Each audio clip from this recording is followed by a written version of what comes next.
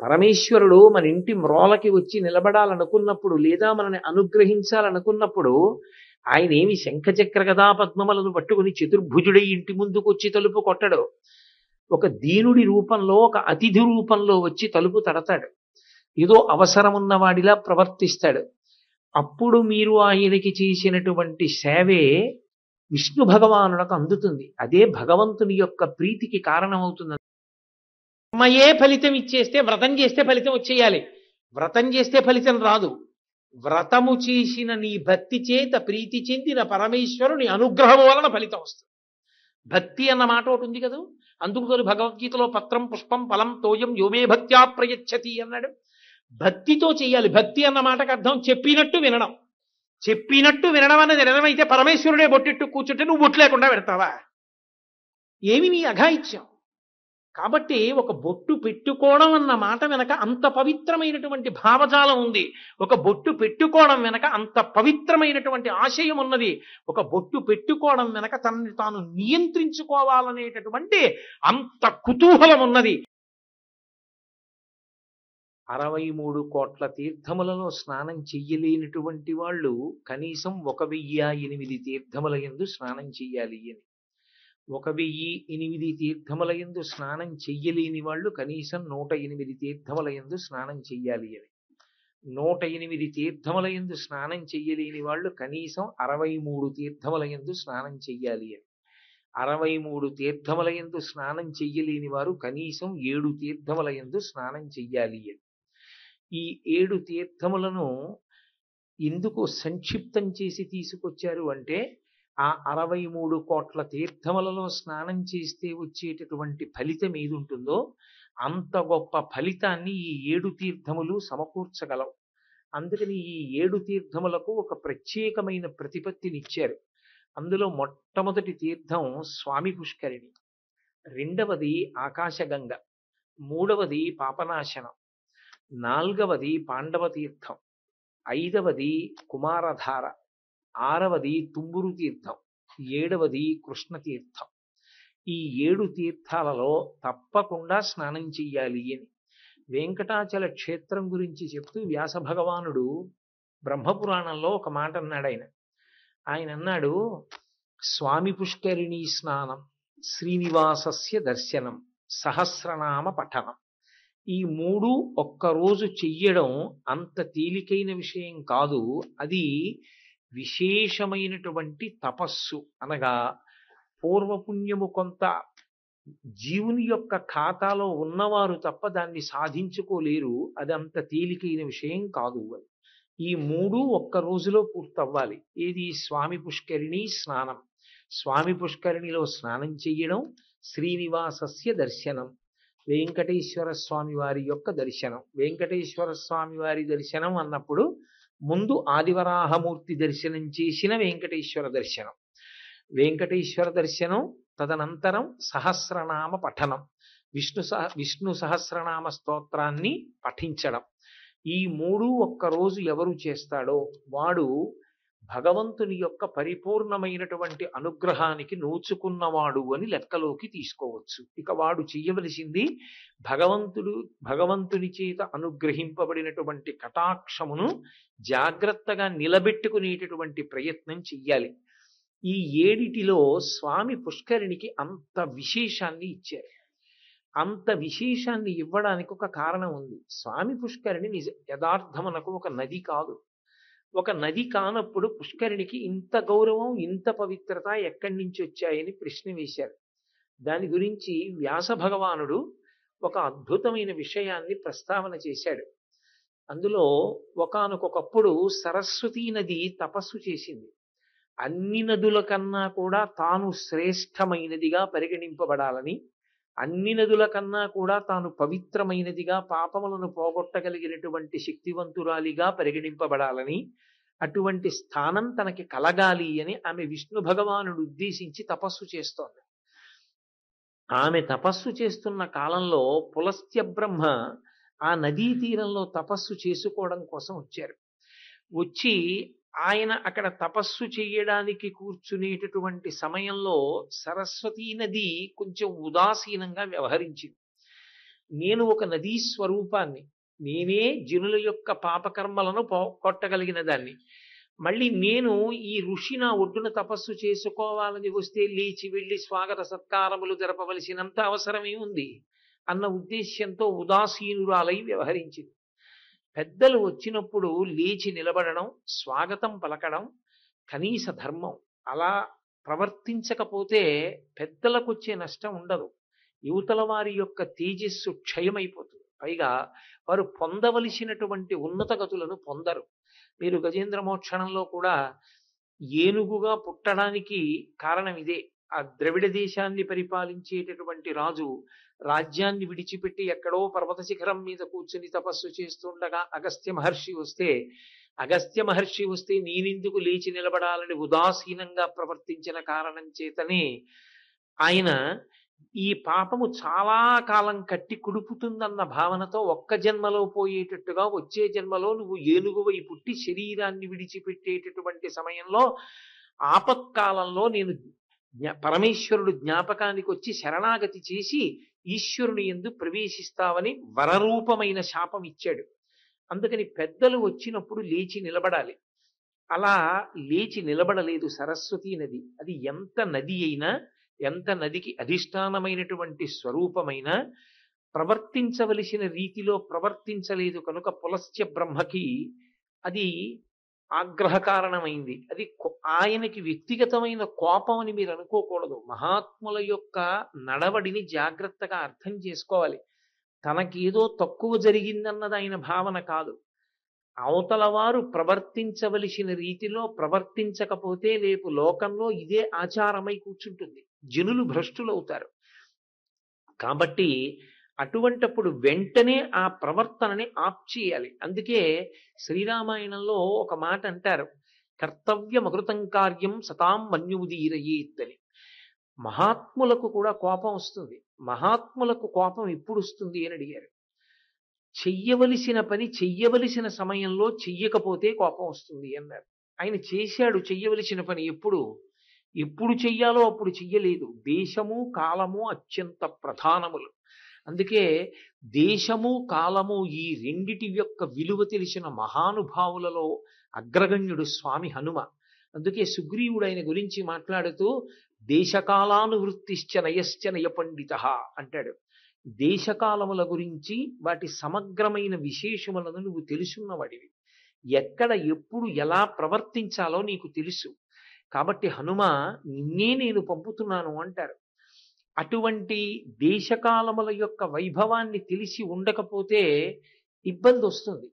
అందుకే సమయానికి ఎప్పుడు ఏ కాలంలో ఏది చెయ్యాలో అది చెయ్యనటువంటి వారెవరుంటారో వారి మీద మహాత్ములు ఆగ్రహిస్తారు. ఎందుచేత ఆ సమయంలో చెయ్యవలసింది చేయకపోతే జీవితంలో ఒక అద్భుతమైనటువంటి అవకాశము చేజారిపోతుంది. పరమేశ్వరుడు మన ఇంటి మ్రోలకి వచ్చి నిలబడాలనుకున్నప్పుడు లేదా మనని అనుగ్రహించాలనుకున్నప్పుడు ఆయన ఏమి శంఖచక్ర గదా పద్మములను పట్టుకుని చతుర్భుజుడై ఇంటి ముందుకు వచ్చి తలుపు కొట్టడు. ఒక దీనుడి రూపంలో, ఒక అతిథి రూపంలో వచ్చి తలుపు తడతాడు. ఏదో అవసరమున్నవాడిలా ప్రవర్తిస్తాడు. అప్పుడు మీరు ఆయనకి చేసినటువంటి సేవే విష్ణు భగవానులకు అందుతుంది. అదే భగవంతుని యొక్క ప్రీతికి కారణమవుతుంది. అందుకే భాగవతంలో ఊరకరారు మహాత్ములు వా రథముల ఇండ్ల కడకు వచ్చుటలెల్లం కారణము మంగళములకు మీరొచ్చుట శుభము మాకు నిజము మహాత్మ అంటాడు నందుడు గర్గుడు వచ్చినప్పుడు. కాబట్టి దేశకాలములు తెలిసి ఉండాలి. అంతటి మహాత్ముడైనటువంటి పులస్త్య బ్రహ్మ, చతుర్ముఖ బ్రహ్మగారి మానసపుత్రులలో ఒకడు. ఆయన తపస్సు కొరకు సరస్వతీ నదీ తీరాన్ని ఎంచుకోవడం సరస్వతీ నదికి ఒక వైభవం. అక్కడికి వచ్చి ఆయన కూర్చుంటున్నప్పుడు సరస్వతీ నది లేచి ఆయనకి స్వాగతవాక్కు పలకాలి.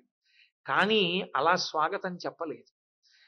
చాలా మందిలో ఒక దురభిప్రాయం, అసలు ఎక్కడ ఎవరికి స్వాగతం ఉండాలో అక్కడ వారికి స్వాగతం ఉండాలి. ఒక దేవాలయంలో గౌరవం ఎవరికి జరగాలి? భక్తులైన వారికి జరగాలి. ఒక వైద్యశాలలో అందరికన్నా ముందు ఎవరిని చూడాలి? రోగిని చూడాలి.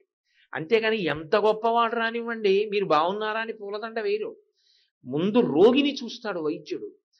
అలాగే ఎన్ని వాహనములు వెడుతుండనివ్వండి, ప్రమాద పరిస్థితిలో ఉన్నటువంటి వ్యక్తిని తీసుకెడుతున్నటువంటి వాహనానికి దారి విడిచిపెట్టేస్తాం దాని కోత వినగానే.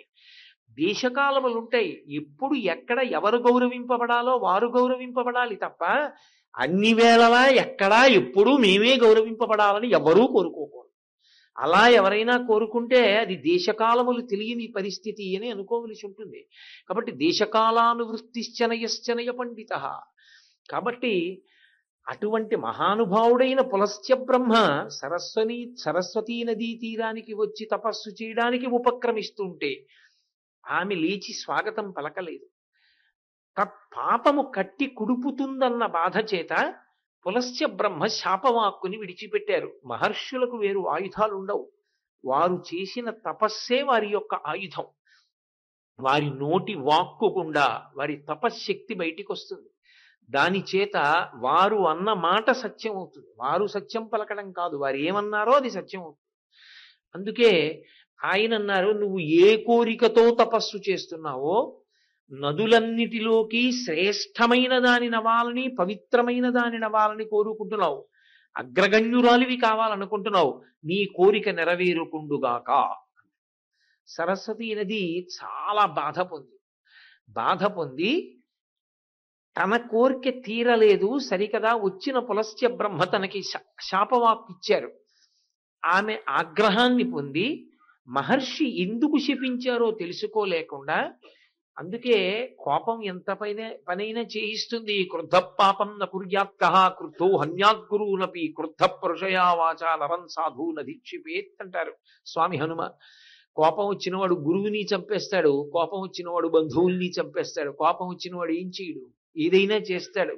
అందుకే యథోరగస్త్వచం జీర్ణాం సవై పురుషముచ్యతే అంటారు. పాము తన ఒంటిలోంచి వచ్చిన కుబుసాన్ని తాను విడిచిపెట్టినట్టు తనకి వచ్చిన కోపాన్ని పరిశీలించి విడిచిపెట్టిన వాడెవరో వాడు ధన్యాత్ముడు. కాబట్టి ఆమె తన ఆగ్రహాన్ని అణుచుకోలేకపోయింది. ఎంత పెద్దలైనా ఆగ్రహానికి వశులైతే చివరికి ఎలా దెబ్బతింటారో మనకి చూపిస్తుంది. పులస్త్య బ్రహ్మ ఇచ్చిన శాపవాక్కు చేత ఆగ్రహం చెందిన సరస్వతీ నది స్త్రీ రూపాన్ని ధరించి పులస్త్య బ్రహ్మకి శాపవాక్కిచ్చింది. నువ్వు ఇంతటి మహానుభావుడవు, కానీ నీ వంశంలో లోకకంటకులైనటువంటి విష్ణు విరోధులైనటువంటి భయంకరులైన రాక్షసులు జన్మించెదరుగాక. ఇప్పుడు ఆ శాపవాక్కుని పొందిన పులస్త్య బ్రహ్మ ఆగ్రహించలేదు. ఆమె ఆగ్రహానికి లోనైంది. నా ఉద్దేశ్యం ఒకటి, ఆవిడ ఒకలా అర్థం చేసుకుంది, తన తప్పిదాన్ని దిద్దుకోలేకపోయింది. అని ఆయన నన్నింత మాట అందే అనుకోలేదు. ఆయన ప్రార్థన చేశాడు, అమ్మా నువ్వు నా వంశాన్ని శపించావు, నా వంశంలో లోకకంటకులైన రాక్షసులు విష్ణు విరోధులు జన్మించాలన్నావు, అదే నోటితో నన్ను అనుగ్రహించి నా వంశానికి కీర్తి తెచ్చేటటువంటి వాళ్ళు పుట్టాలని అనుగ్రహించు. ఆమె వెంటనే కోపాన్ని పక్కన పెట్టి శాంతి పొంది ఆవిడంది, అయ్యయ్యో ఎంత పని చేశానయ్యా, ఆగ్రహానికి వశురాలనైపోయాను. పులస్త్య బ్రహ్మ, నీ వంశంలో రాక్షసులే కాదు, మహాధర్మతత్పరుడై విష్ణువుయందు అపారమైనటువంటి భక్తి కలిగిన వాడై లోకము చేత పూజింపబడేటటువంటి చిరంజీవి అయిన వ్యక్తి జన్మించుగాక అని వరమించి. అందుకే పులస్త్య బ్రహ్మ వంశంలో రావణ కుంభకర్ణులు జన్మించారు, విభీషణుడు జన్మించాడు. సరస్వతీ నది యొక్క శాపం. ఇప్పుడు సరస్వతీ నది ప్రార్థించి, ఇప్పుడు ఆమె తెలుసుకుంది తప్పు, తెలుసుకుని పులస్త్య బ్రహ్మని ప్రార్థించింది. అయ్యా, నేను నదులలోకెల్లా ఉత్తమమైన దానవ్వాలని కోరుకున్నాను, కానీ నేను అటువంటి స్థితిని పొందకుండా నీ శాపం అడ్డొచ్చింది ఇప్పుడు. కాబట్టి నువ్వు కూడా నా శాపానికి ఏదైనా మార్గం చూపించమని అడిగింది. నాకు ఇచ్చిన శాపానికి ఎక్కడైనా సావకాశాన్ని కల్పించమని అడిగింది. ఆయన అన్నాడు, నువ్వు ఇప్పుడు ఎలా విష్ణువు గురించి తపస్సు చేస్తున్నావో అలాగే తపస్సు చెయ్యి. ప్రీతి పొందిన విష్ణు భగవానుడు నీ కోరిక తీరేటట్టుగా నిన్ను అనుగ్రహిస్తాడు. కాబట్టి తపస్సు ప్రారంభించు అన్నాడు. సరస్వతీ నది తపస్సు ప్రారంభించింది, పులస్త్య బ్రహ్మ తపస్సు ప్రారంభించారు. విష్ణు భగవానుడు ప్రత్యక్షమయ్యాడు. ఆమె కోరిక ఆయనకి తెలుసు. నేను చేసిన తపస్సు నిర్వీర్యం అయిపోయింది పులస్య బ్రహ్మ శాపవాక్కు చేత.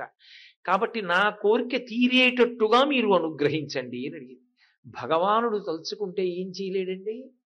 ఆయన అన్నాడు, నదులలో ఉత్తమమైన దానివి నువ్వు కాలేవేమో, ఎందుకంటే ఇప్పటికే లోకపావని అన్న పేరుతో గంగానది ఉంది.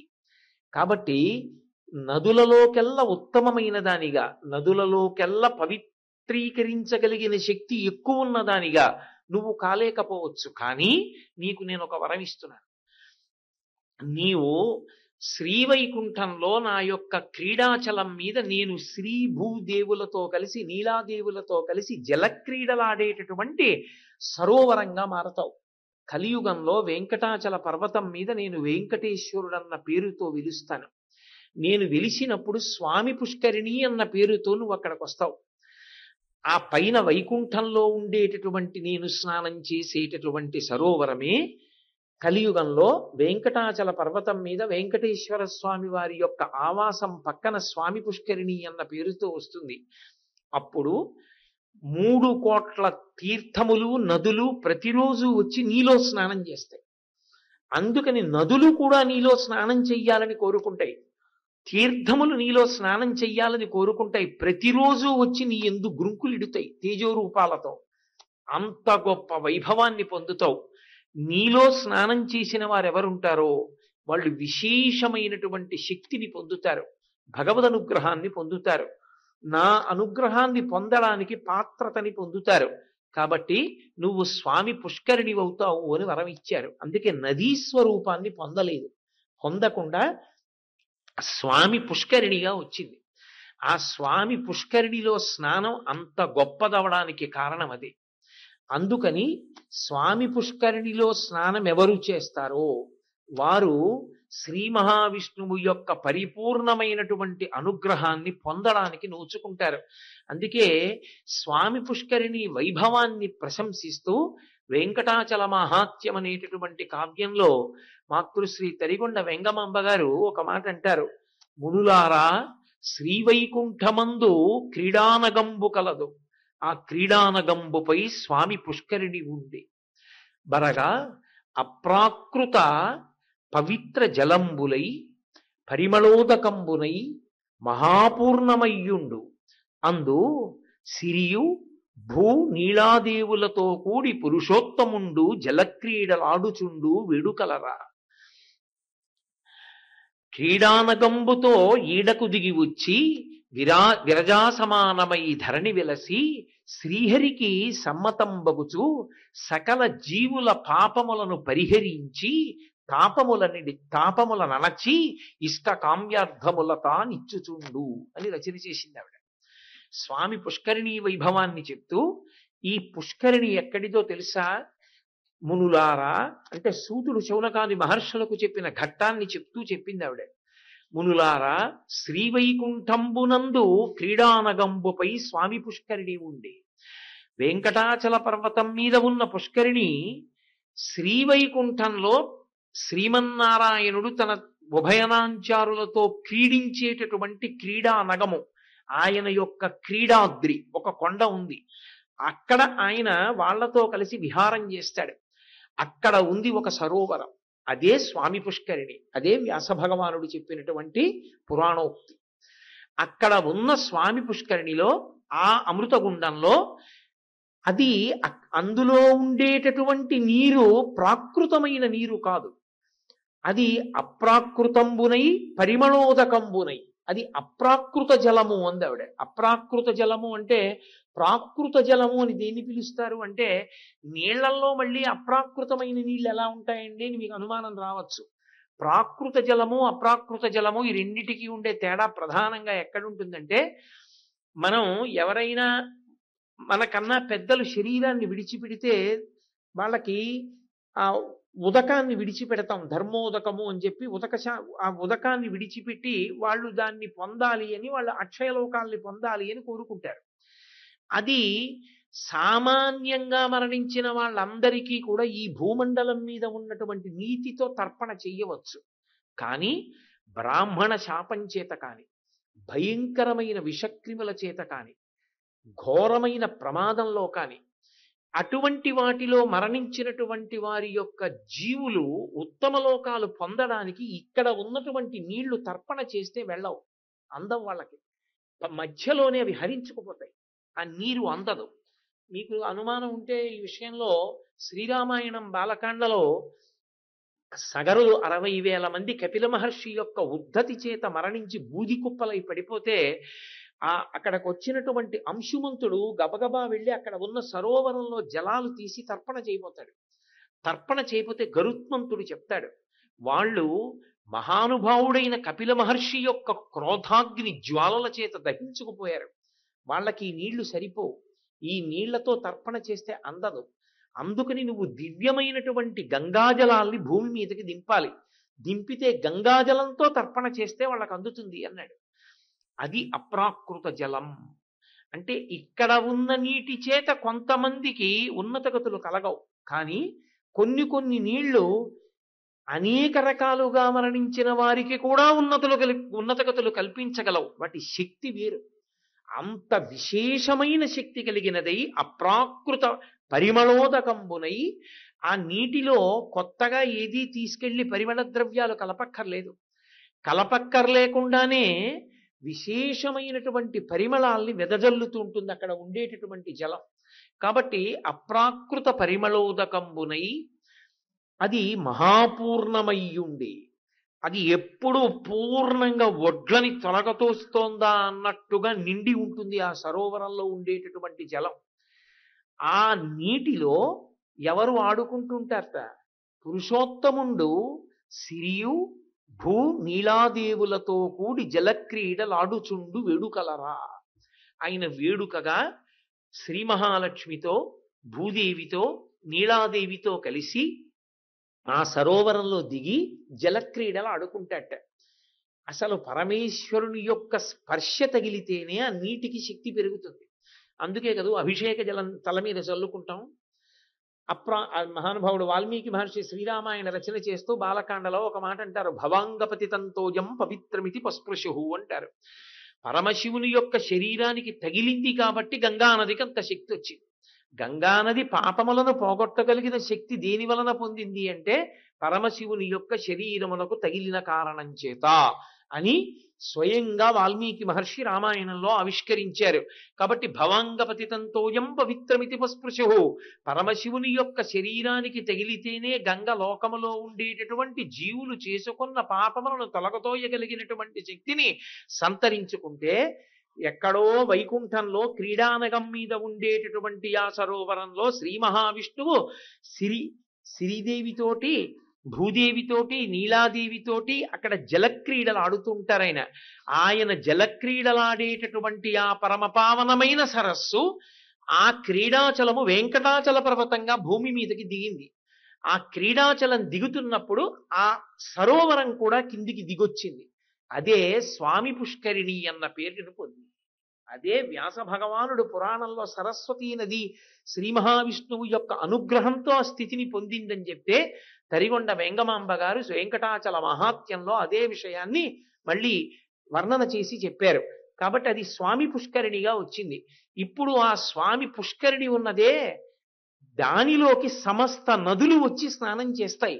కాబట్టి శ్రీహరికి సమ్మతం బగుచు ఆ పక్కనే ఉన్నటువంటి వెంకటేశ్వర స్వామి వారి యొక్క పరిపూర్ణమైనటువంటి అనుగ్రహము చేత ఆ శక్తిని పొందినటువంటి స్వామి పుష్కరిణీ జలముల యందు సమస్త నదులు, తీర్థములు ప్రవేశించి తాము పవిత్రమవుతుంటాయి.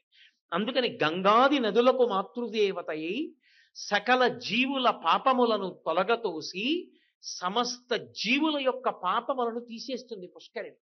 కేవలము పాపములను తొలగించడమే కాదు, పుష్కరిణికి ఒక శక్తినిచ్చాడు పరమేశ్వరుడు.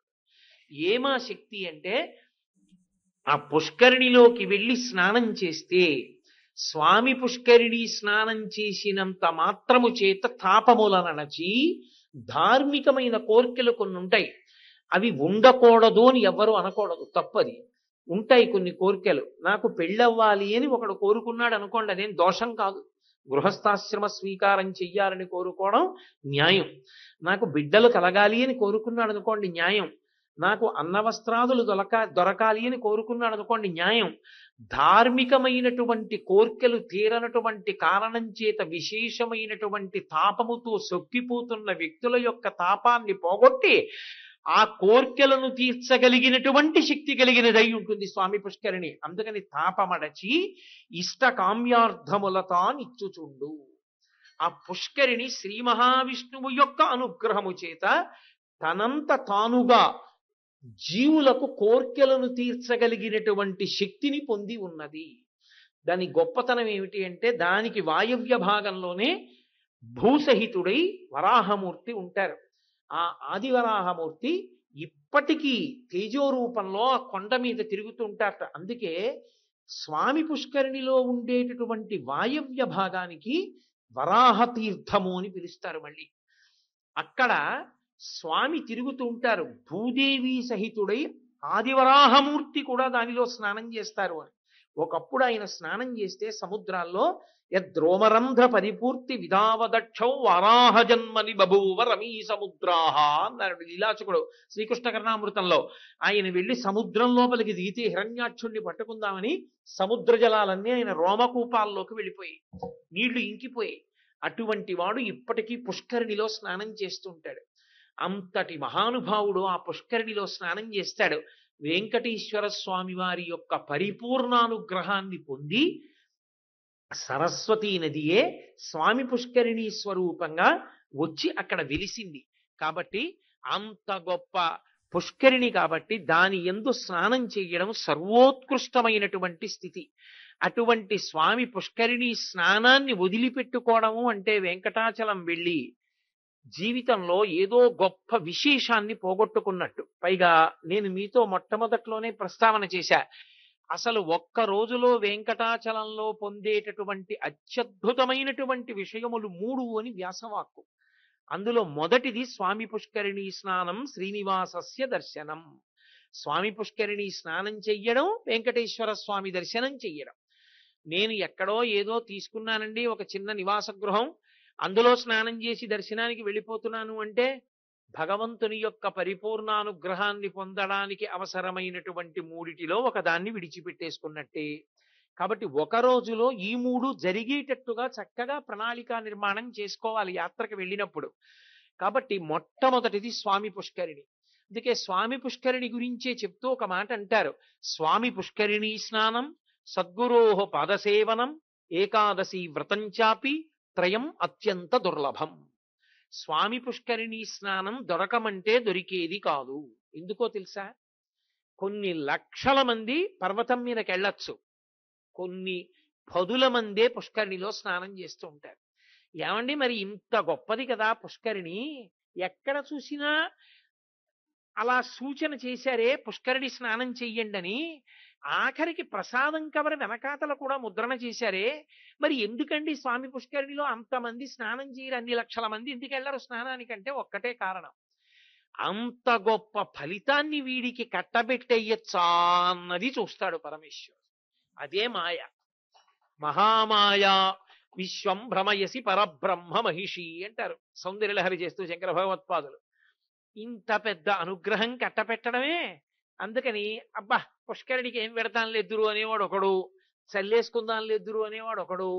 స్వామి పుష్కరిణికి వెళ్ళి సంకల్పంతో స్నానం చేసి అంత గొప్ప అనుగ్రహానికి పాత్రులవుదామనేటటువంటి బుద్ధి స్థిరంగా నిలబడాలంటే పరమేశ్వరానుగ్రహము ప్రోది అయితే తప్ప సంభవము కాదు. శివశక్త్యాయుక్తో యది భవతి శక్త ప్రభవితుం నచేదేవం దేవో నకలు కుశల స్పందితుమపి అతస్వామారాధ్యాం హరిహర విరించాదిభిరపి ప్రణంతుం స్తుతుం వా కథమకృత పుణ్య ప్రభవత్.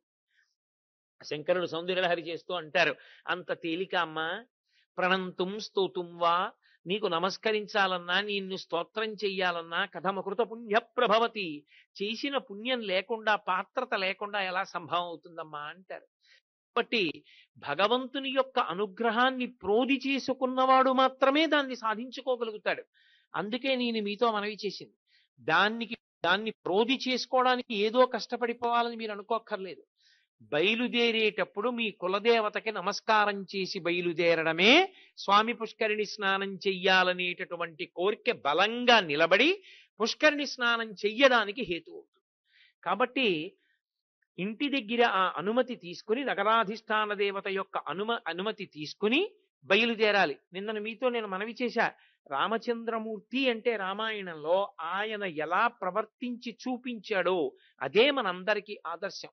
అందుకే వేదోపబృంహణం, వేద వేద్యే పరే పుంసి జాతే దశరథాత్మజే వేద ప్రచేతసాదాసి సాక్షాత్ రామాయణాత్మన.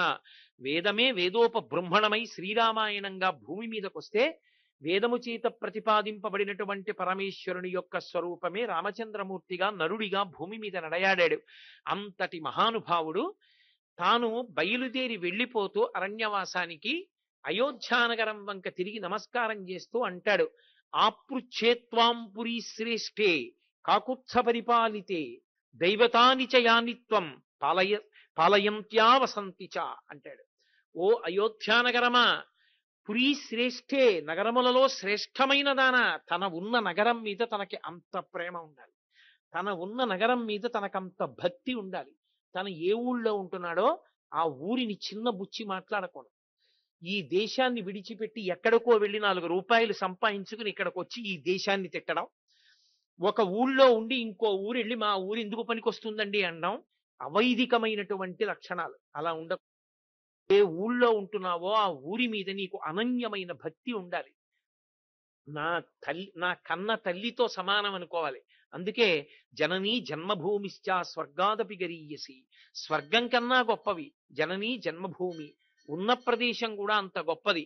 అందుకే రామచంద్రమూర్తి అంతటి వాడు ఒక్కసారి అయోధ్యానగరం వంక తిరిగి 2 చేతులెత్తి నమస్కరించి అన్నాడు, ఆపృచ్ఛేత్వాం పురీ శ్రేష్ఠే, పురములలో శ్రేష్టమైన ఓ అయోధ్యానగరమా, కాకుత్స పరిపాలితే, కాకుత్సులైనటువంటి మా వంశ ప్రభువుల చేత పరిపాలింపబడినదానా, నేను ఇవాళ అరణ్యవాసానికి బయలుదేరుతున్నాను.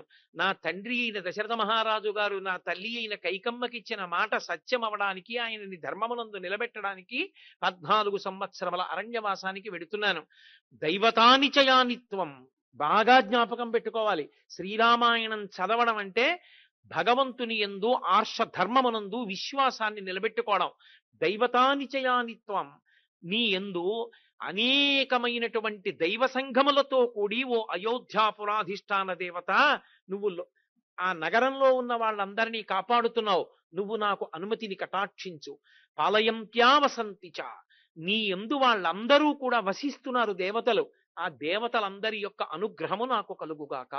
ఆయన కోరుకుంటాడు వెళ్ళిపోయే ముందు, నాకు అత్యంత ప్రీతిపాత్రమైన విషయం, మళ్ళీ నేను వచ్చి ఈ సరయూ నదీ తీరంలో ఎప్పుడు వేటాడతానో, రాజకుమారులకు వేట ఉండవలసిన లక్షణం, నేను ఎప్పుడు ఈ సరయూ నది ఒడ్డున ఉన్న అరణ్యాలలో వేటాడతానో అంటాడు.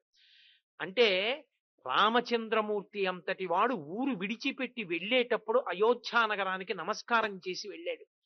అటువంటి స్వామి పుష్కరిణిలో స్నానం చేసేటటువంటి అదృష్టం మనకి కలగాలి అంటే మనం కూడా తీర్థయాత్రకి బయలుదేరేటప్పుడు మనం ఏ ఊళ్ళో ఉన్నామో ఆ ఊరి యొక్క అధిష్టాన దేవతకి నమస్కారం చేసి బయలుదేరాలి. కాబట్టి అలా వెళ్ళి ఆ స్వామి పుష్కరిణి స్నానం చేస్తే, స్వామి పుష్కరిణి స్నానం సద్గురోహ పాదసేవనం, సద్గురువు యొక్క పాదసేవ. ఎందుకని? కాళ్ళు నిప్పెడుతున్నాయి అనుకోండి, సద్గురువైన వాడు నా కాళ్ళు నిప్పెడుతున్నాయి అండవు. పోన్లే ఏ పాపమో ఇలా పోయిందంటాడు. నాకింత బాధగా ఉంది, నాకింత నిప్పిగా ఉంది, కాసేపు నా కాళ్ళు పట్టండి అని కూడా ఎవ్వరిని ఆయన అడగడం. అటువంటి వాడి పాదసేవనం ఎలా లభిస్తుంది?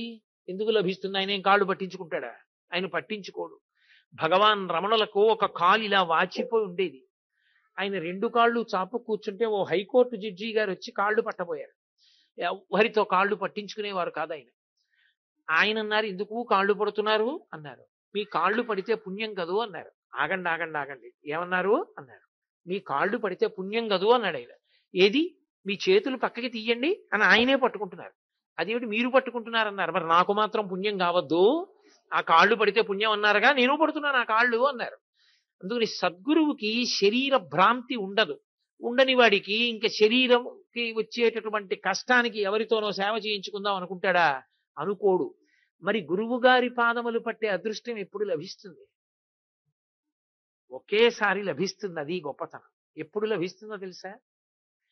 గురువు గారికి భగవత్ సంబంధం అంటే ప్రాణం. ఎక్కడున్నాను ఆయనకి సంబంధం ఉండదు. కదిపితే చాలు దాని గురించి మాట్లాడతాడు. ఆవు దూడ వచ్చి ఆకలితో ఆవు పొదుగులో గుద్దితే చాలు పాలు విడిచిపెట్టేసినట్టు గురువుగారి దగ్గరికి వెళ్ళి గురువుగారు గురువుగారు అని ఏదైనా అనేటప్పటికీ చెప్పకుండా ఉండలేక చెప్పేస్తుంటాడు.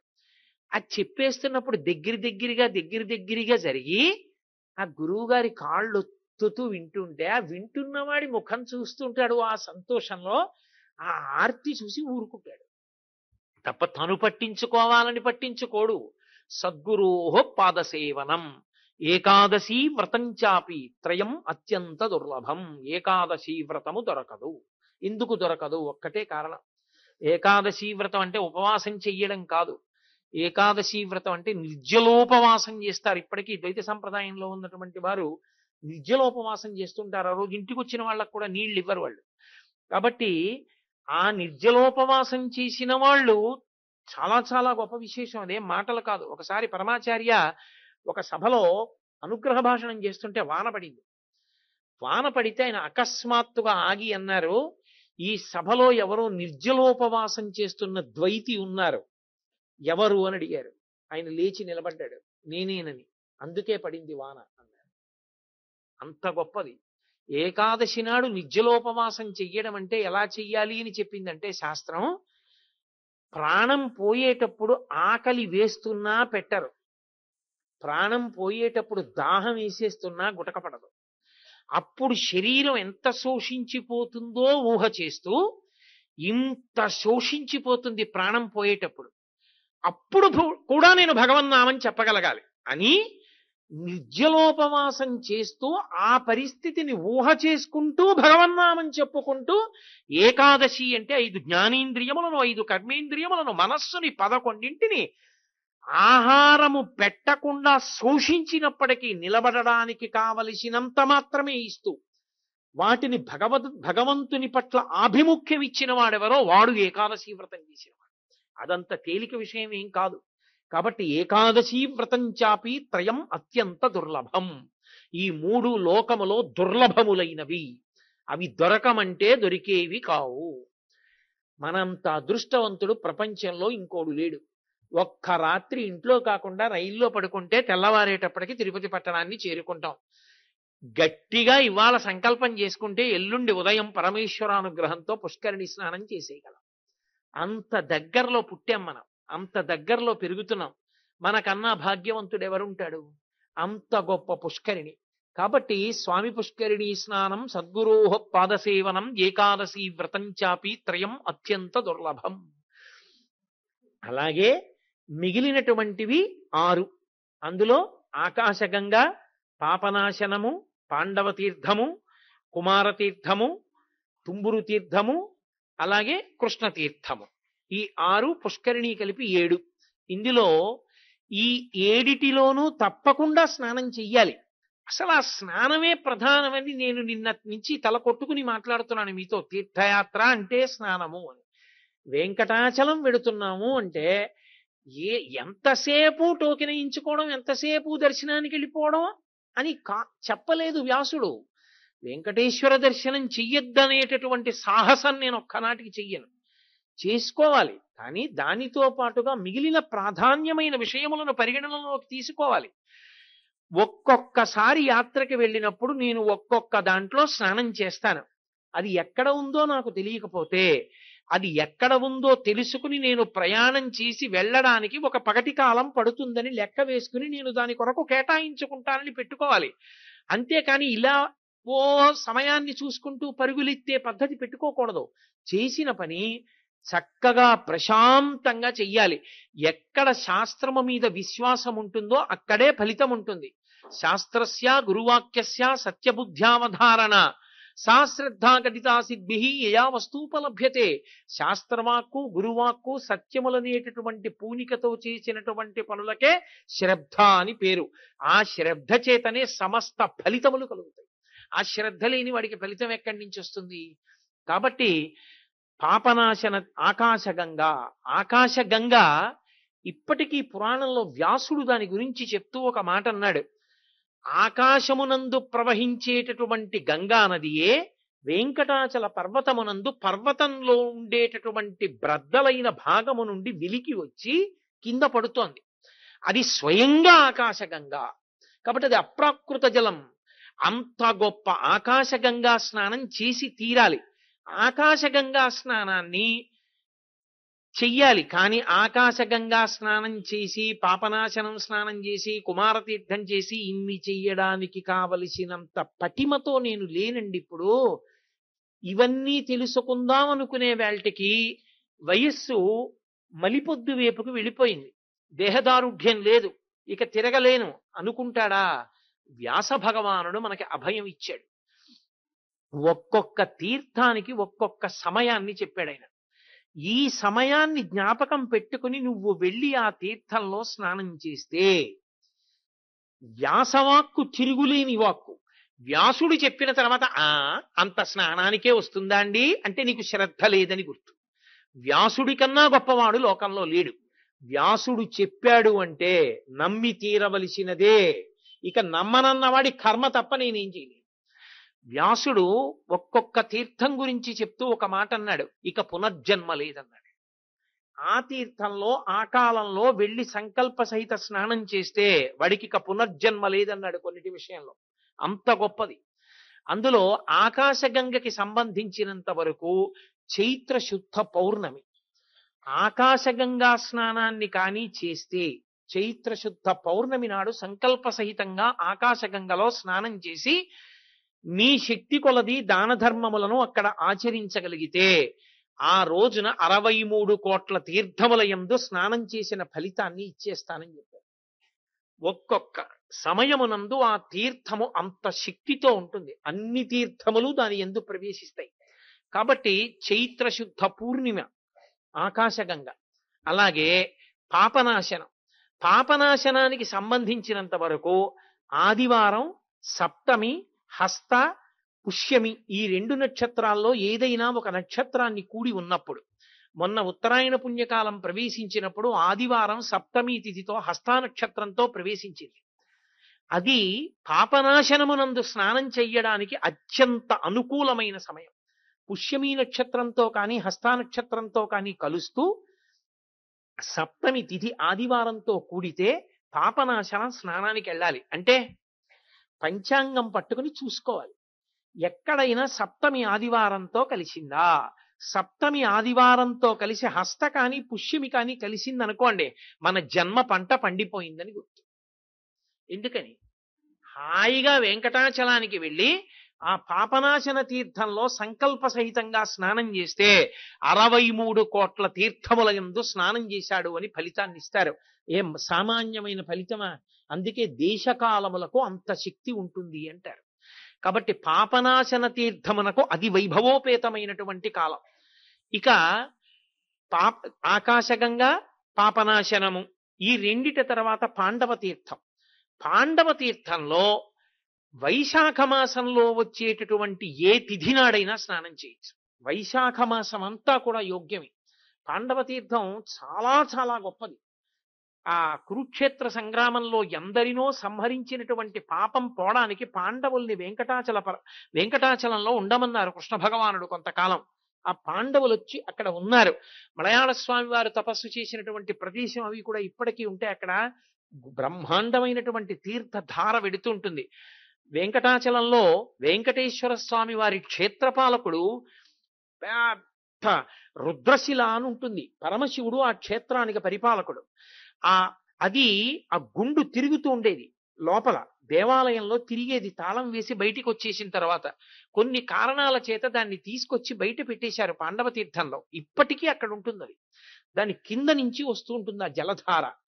వైశాఖ మాసంలో ఏ తిథి నాడైనా సరే అక్కడికి వెళ్ళి ఆ తీర్థంలో స్నానం చేస్తే అక్కడే సొరంగంలా ఉంటుంది. పెద్ద శిల కింద పంచపాండవులు, ద్రౌపది, కుంతీదేవి, కృష్ణ భగవానుడి యొక్క విగ్రహాలు చెక్కబడి ఉంటాయి. అసలు అక్కడ ఒక పెద్ద వృక్షం ఉంటుంది. మీరు ఆ చెట్టుని చూస్తే తిక్కన గారు మహాభారతంలో విరాట పర్వంలో వర్ణించినటువంటి చెట్టు ఎలా ఉంటుందో అలా ఉంటుంది ఆ చెట్టు. అసలు ఆ చెట్టుని చూడడానికి వెళ్ళాలి అక్కడికి. అంత పెద్ద చెట్టు. అక్కడ ఉండేటటువంటి ఆ పాండవ తీర్థంలో వైశాఖ మాసంలో ఏ తిథి నాడైనా స్నానం చేస్తే వాడు 63 కోట్ల తీర్థముల యందు స్నానము చేసిన వాడే. పాండవ తీర్థం తర్వాత వచ్చేటటువంటిది కుమారధార. కుమారధార స్నానం చెయ్యడానికి పరమయోగ్యమైన కాలం మాఘమాసంలో వచ్చేటటువంటి పౌర్ణమి. అంటే అది అనుకూలం. మాఘశుద్ధ పౌర్ణిమ నాడు వెంకటాచలం వెళ్లి కుమారధారలో స్నానం చేస్తే 63 కోట్ల తీర్థములలో స్నానం చేసినట్లే. అవకాశం ఉందనుకోండి, కొద్దిగా వయస్సు బలం ఉన్నాయనుకోండి, చక్కగా ఈ తిథులు వెతుక్కుని ఒక్కొక్క తిథి ఉన్నప్పుడు ఒక్కొక్క తీర్థానికి వెళ్ళి కనీసం ఈ 7 తీర్థాల్లో స్నానం చేస్తే పెద్దవాడైన తర్వాత, తాతగారైన తర్వాత ధైర్యంగా చెప్పుకోవచ్చు, రే ఈ శరీరం 7 తీర్థముల యందు మధ్యన వాడిందిరా అని చెప్పుకోవచ్చు. ఇంట్లో వాళ్ళకి ఒక మార్గదర్శకుడు అవుతాడు. కాబట్టి మాఘశుద్ధ పూర్ణిమ కుమారధార యందు స్నానం చేయాలి. కానీ మాఘశుద్ధ పూర్ణిమ కుమారధారా స్నానానికి ఒక నియమం ఉంది. మధ్యాహ్నం 12 గంటలకి చెయ్యాలి. అది అన్ని వేళలా చేసేది కాదు. మాఘశుద్ధ పూర్ణిమ మధ్యాహ్నం 12 గంటలకి మాత్రమే 63 కోట్ల తీర్థములు ఆవహిస్తాయని. కాబట్టి కాశీపట్టణంలో గంగానదిలో మణికర్ణికా తీర్థంలో మధ్యాహ్నం 12 గంటలకి ప్రతిరోజు ఎలా స్నానం చేస్తారో అలా మాఘశుద్ధ పూర్ణిమ మధ్యాహ్నం 12 గంటల వేళ కుమారధారకి ప్రత్యేకత. ఇక పాపనాశనం పాండవ తీర్థము, కుమారధార తర్వాత వచ్చేటటువంటిది తుంబురు తీర్థం. తుంబురు తీర్థం అక్కడే గుహలో తరిగొండ వెంగమాంబ గారు చాలా కాలం ఉన్నారు. వెంకటేశ్వర స్వామి వారు ఆవిడతో మాట్లాడుతుండేవారు. ఆవిడ మొరపెట్టుకుంది, జనం విపరీతంగా వచ్చేస్తున్నారు, కొన్ని వేల మంది వెళ్ళిపోయేవారు ఆవిడ దర్శనానికి. ఆవిడ వ్రాసిన వెంకటాచల మహాత్యం పుస్తకాన్ని వ్రాతపతి వ్రాసి తెచ్చుకుని ఒక్కసారి చదువుకుంటే పెళ్లి కాని ఆడపిల్లలకి పెళ్లిళ్ళు అవుతాయి. అసలు తరిగొండ వెంగమాంబ గారు రాసిన వెంకటాచల మహాత్యం పుస్తకం ఇంట్లో లేకపోతే ఆ ఇంట్లో ఏదో కొద్దిగా తెలుసుకోవలసిన విషయం తెలుసుకుని ఉంచుకోవలసిన పుస్తకం ఉంచుకోని వారు అని తెలిసిపోతుంది. ఓ ఇంట్లో పుస్తకాలు కనపడ్డాయనుకోండి, తరిగొండ వెంగమాంబ గారి వెంకటాచల మహాత్యం ఉందా అండి అని అడిగారు అనుకోండి, ఆయనకి ఎంత ముఖ్యమైన పుస్తకం ఉంచుకోవలసిన అవసరం ఉందన్న దాని మీద కొంత సాధన చేసి ఉన్నాడా లేదా అన్నది అర్థమైపోతుంది. అసలు నా వ్యక్తిగత అభిప్రాయం అయితే వెంకటాచలం వెళ్ళినప్పుడు కొద్ది సమయాన్ని కేటాయించుకుని చక్కగా అందరూ కూర్చుని తరిగొండ వెంగమాంబ గారి బృందావనంలో వెంకటాచల మహాత్యాన్ని చదువుకోవడం కన్నా మంచి పని ఇంకొకటి లేదు. అంతటి మహాతలి ఆవిడికి వెంకటేశ్వర స్వామి చెప్పారు, ఇక్కడ ఉండకు, ఇక్కడ ఉంటే జనం ఇలాగే వచ్చి నీ దర్శనమని ఇబ్బంది పెడుతున్నారు, నువ్వు తుంబురు తీర్థానికి వెళ్ళిపోయి తుంబురు కోణలో ఉండన్నారు. అంటే ఆవిడ తుంబురు కోణలోనే ఒక గుహలో ఉండేది. ఒకనాడు ఆవిడ స్నానం చేసి వస్తూ ఉంటే ఒక బ్రాహ్మణుడు చూసేశాడు. ఆయన కుష్ఠవ్యాధిగ్రస్తుడు. ఆమె యొక్క అనుగ్రహం చేత పోయింది. పోతే ఆవిడంది, నేను ఇక్కడ ఉన్నానని ఎవరికీ చెప్పకు, చెపితే నీ తల పగిలిపోతుందండి. ఆయన మళ్ళీ తిరుమల వెళ్ళాడు.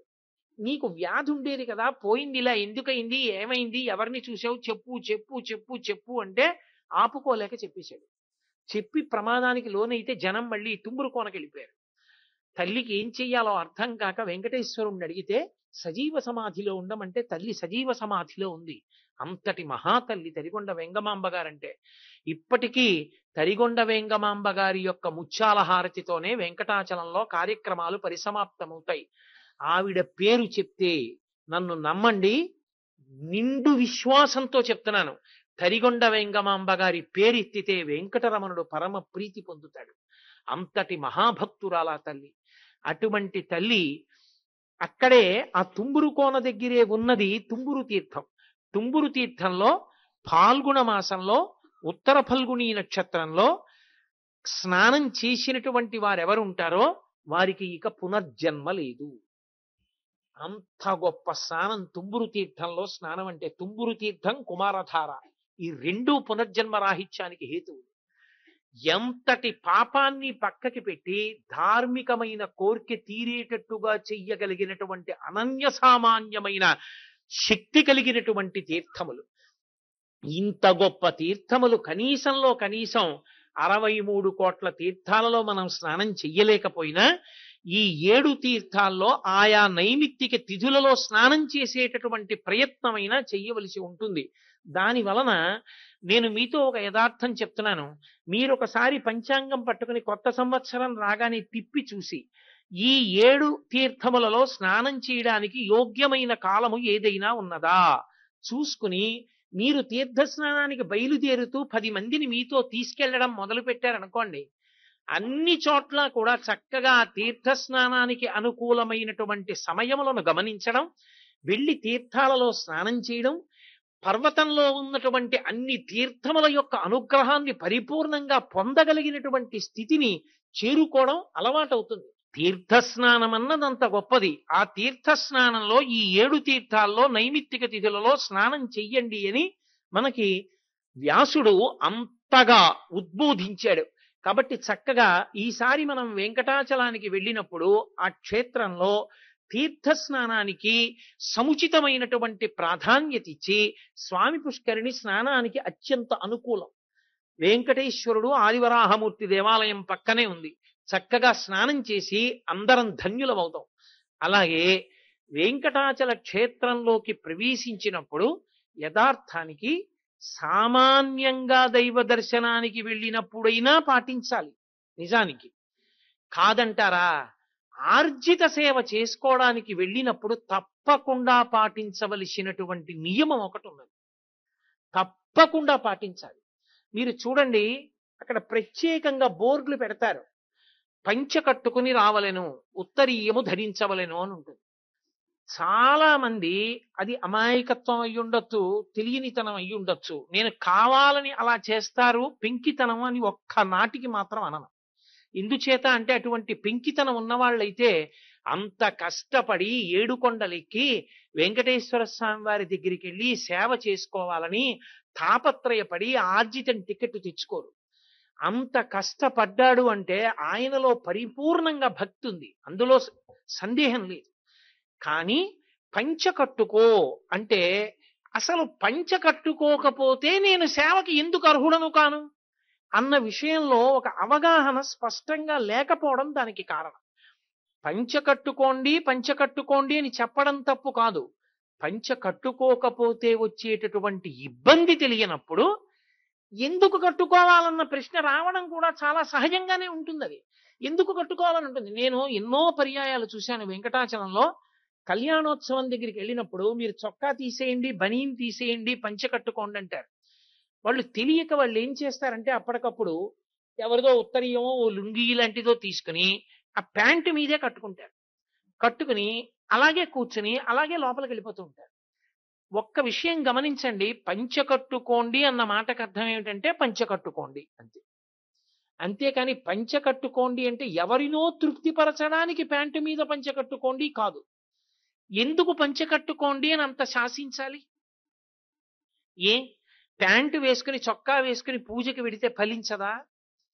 అక్కడ మీరు ఒక విషయాన్ని జాగ్రత్తగా గమనించాలి. ఆచారకాండ అని ఒకటి ఉంది. ఆచారకాండలో వేదం చెప్తుంది, ఇలా ఉంటేనే నీకు ఫలితం వస్తుంది, ఇలా లేని నాడు ఫలితం ఉండదు అని ఉంటుంది. నేను మీతో ఒక ఉదాహరణ మనవి చెయ్యాలి అంటే, ఏటీఎం కార్డ్ అనేటటువంటిది ఇవాళ తెలియని వాళ్ళు ఎవరు లేరు, అందరికీ తెలుసు. ఏటీఎం కార్డుని మీరు ఏటీఎం మిషన్లో ఎటువైపుకు పెట్టాలో అటు పెట్టకుండా తిప్పి పెట్టారనుకోండి, మీరు కార్డు సరిగా పెట్టలేదు అని చూపిస్తుంది తప్ప అది మీరు అడిగిన ఫలితాన్ని ఇవ్వదు. ఒక ఏటీఎం కార్డుని తిప్పి పెడితేనే మీకు ఏం కావాలో అది జరగలేదు. భగవంతుని దగ్గరికి వెళ్ళి సేవ చేసుకునేటప్పుడు ఎలా ఉండాలని ఈశ్వరుడు వేదంలో చెప్పాడో అలా ఉండనప్పుడు ఫలితం ఎలా వస్తుంది అనుకుంటున్నారు? మీరు పెట్టుకున్న ఏటీఎం మిషను మీ బ్యాంక్ అకౌంట్లో మీ ఏటీఎం కార్డే మీరు పెట్టడంలో తేడా వస్తేనే ఏటీఎం మిషన్ పనిచేయలేదు కదా. అటువంటప్పుడు పరమేశ్వరుని యొక్క సేవ చేసి విశేషమైన అనుగ్రహాన్ని పొందుదాం అనుకున్నప్పుడు ఇలా ఉండనప్పుడు అది కుదరదు అని ఈశ్వరుడు అన్నప్పుడు అలా ఉండకుండా పొందుదామని ఎలా అనుకుంటారు? ఆర్జిత సేవ చేసుకుందాము అనుకున్నప్పుడు దాని యందు అంతర్భాగం ఏమి అంటే ఆర్జిత సేవ ఎలా చేసుకోమన్నారో అలా చేసుకోవాలి కాదు. ఆర్జిత సేవ టిక్కెట్ ఒకటి కొనడం కాదు. ఆర్జిత సేవ ఎలా చేసుకోమన్నారో అలాగే చేయడానికి సిద్ధపడాలి. ఆర్జిత సేవ ఎవరు చేసుకున్నా, అసలు నిజానికి అక్కడికి పరిమితం చేశారు.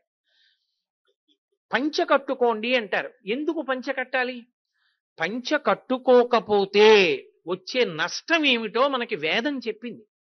పంచ అన్న మాటకి అర్థం ఏమిటంటే అది పట్టు పంచ, నూలు పంచ, బోళ్ళు ఉంటాయి. కానీ యథార్థముగా మాట్లాడవలసి వస్తే పట్టు పంచ కట్టుకుని పరమేశ్వర సన్నిధానమునకు వెళ్లకుండా ఉండడం మంచిది. ఎందుకో తెలుసా? ప్రతి వస్తువుకి కూడా గుణదోషములుంటాయి. ఒక్క పట్టు పంచ నెయ్యాలంటే ఎన్ని లక్షల పట్టు పురుగులో చచ్చిపోతాయి. మల్బరీ ఆకులు పెట్టి పట్టు పురుగుని పెంచి బాగా కడుపు నిండా తిని అది పట్టు దారాన్ని చుట్టూ అల్లుకుని పట్టుగూట్లో మెత్తగా ఉంది కదా అని పడుకుంటుంది. ఇక అది పడుకుని నిద్రపోవడం మొదలెట్టిన తర్వాత ఇక అది బయటికి రాలేదు. ఇక పట్టుదారం మొదలదు. ఇప్పుడు ఆ పురుగును ఒక్కదాన్ని తీసి బయటపడేయాలంటే పట్టు కాయని కోసేయాలి. కోసేస్తే దారం ఇంతంత ముక్కలైపోతుంది. అందుకే పట్టు కాయలన్నీ ఏం చేస్తారంటే మరుగునీళ్లలో పడేస్తారు. మరుగునీటిలో పడిపోగానే ఆ పట్టు పురుగుకి తెలివి వస్తుంది. అది బయటికి వెళ్ళిపోవాలని దారాల మధ్యలోంచి వెడుతున్న మరుగునీటికి శరీరం ఉడికిపోతుంటే గిల గిల గిల గిల కొట్టుకుంటుంది. కొట్టుకుని బయటికి వెళ్లే మార్గం లేక తానల్లుకున్న గూట్లో తానే చచ్చిపోతుంది. చనిపోయిన తరువాత పట్టుకాయని తీసుకొచ్చి కండికి పెట్టి తిప్పుతారు. తిప్పి దారాన్ని యువతలకి తీసేసి ఆ పట్టు కాయని దాంట్లో ఉన్నటువంటి పురుగుని వీధిలో పారేస్తారు. పశువులు తినేస్తాయి. మాంసాహారులైన పందులు మొదలైనటువంటివి తింటాయి. ఎంతో హింస ఉంది ఒక పట్టుపంచలో. ఒక పట్టుపంచ కట్టుకుని ఒక పట్టు చీర కట్టుకుని ఆర్జిత సేవకి వెళ్ళడం కన్నా నూలుతో చేయబడినటువంటి పంచ కట్టుకుని వెళ్ళడం సర్వోత్కృష్టము. నేను వేదాన్ని ప్రమాణం చేసి మాట్లాడుతున్నాను. ఎందుకో తెలుసా? వేదం ఒక మాట చెప్పింది. ఒక పంచె నేస్తే ఆ పంచకి అడ్డంగా నేసినటువంటి దారములనన్నింటినీ కూడా ఓతములు అని పిలుస్తారు. అలాగే నిలువుగా నేసినటువంటి దారములనన్నిటినీ కూడా ప్రాచీనతానములు అని పిలుస్తారు. నిలువుగా కొన్ని దారాల్ని, అడ్డంగా కొన్ని దారాల్ని పెడతారు. ఎంత జాగ్రత్తగా గంజి పోసి నేతగాడు ఆ చివరి నుంచి ఈ చివరికి ఇద్దరు కలిసి ఒక ప్రత్యేక పరికరాన్ని ఇలా తీసుకొస్తారు పరిగెడుతూ. అది దగ్గర పడుతుంది. ఎంత దగ్గర చేసి నేత నేసినా ఈ ఓతప్రోతముల మధ్యలో సన్నటి రంధ్రాలుంటాయి పంచెకి.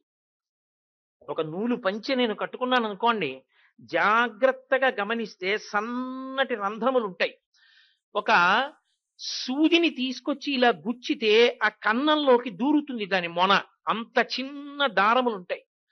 ఒక్క వస్త్రాన్ని నేస్తే వేదం ఏం చెప్పిందో తెలుసా?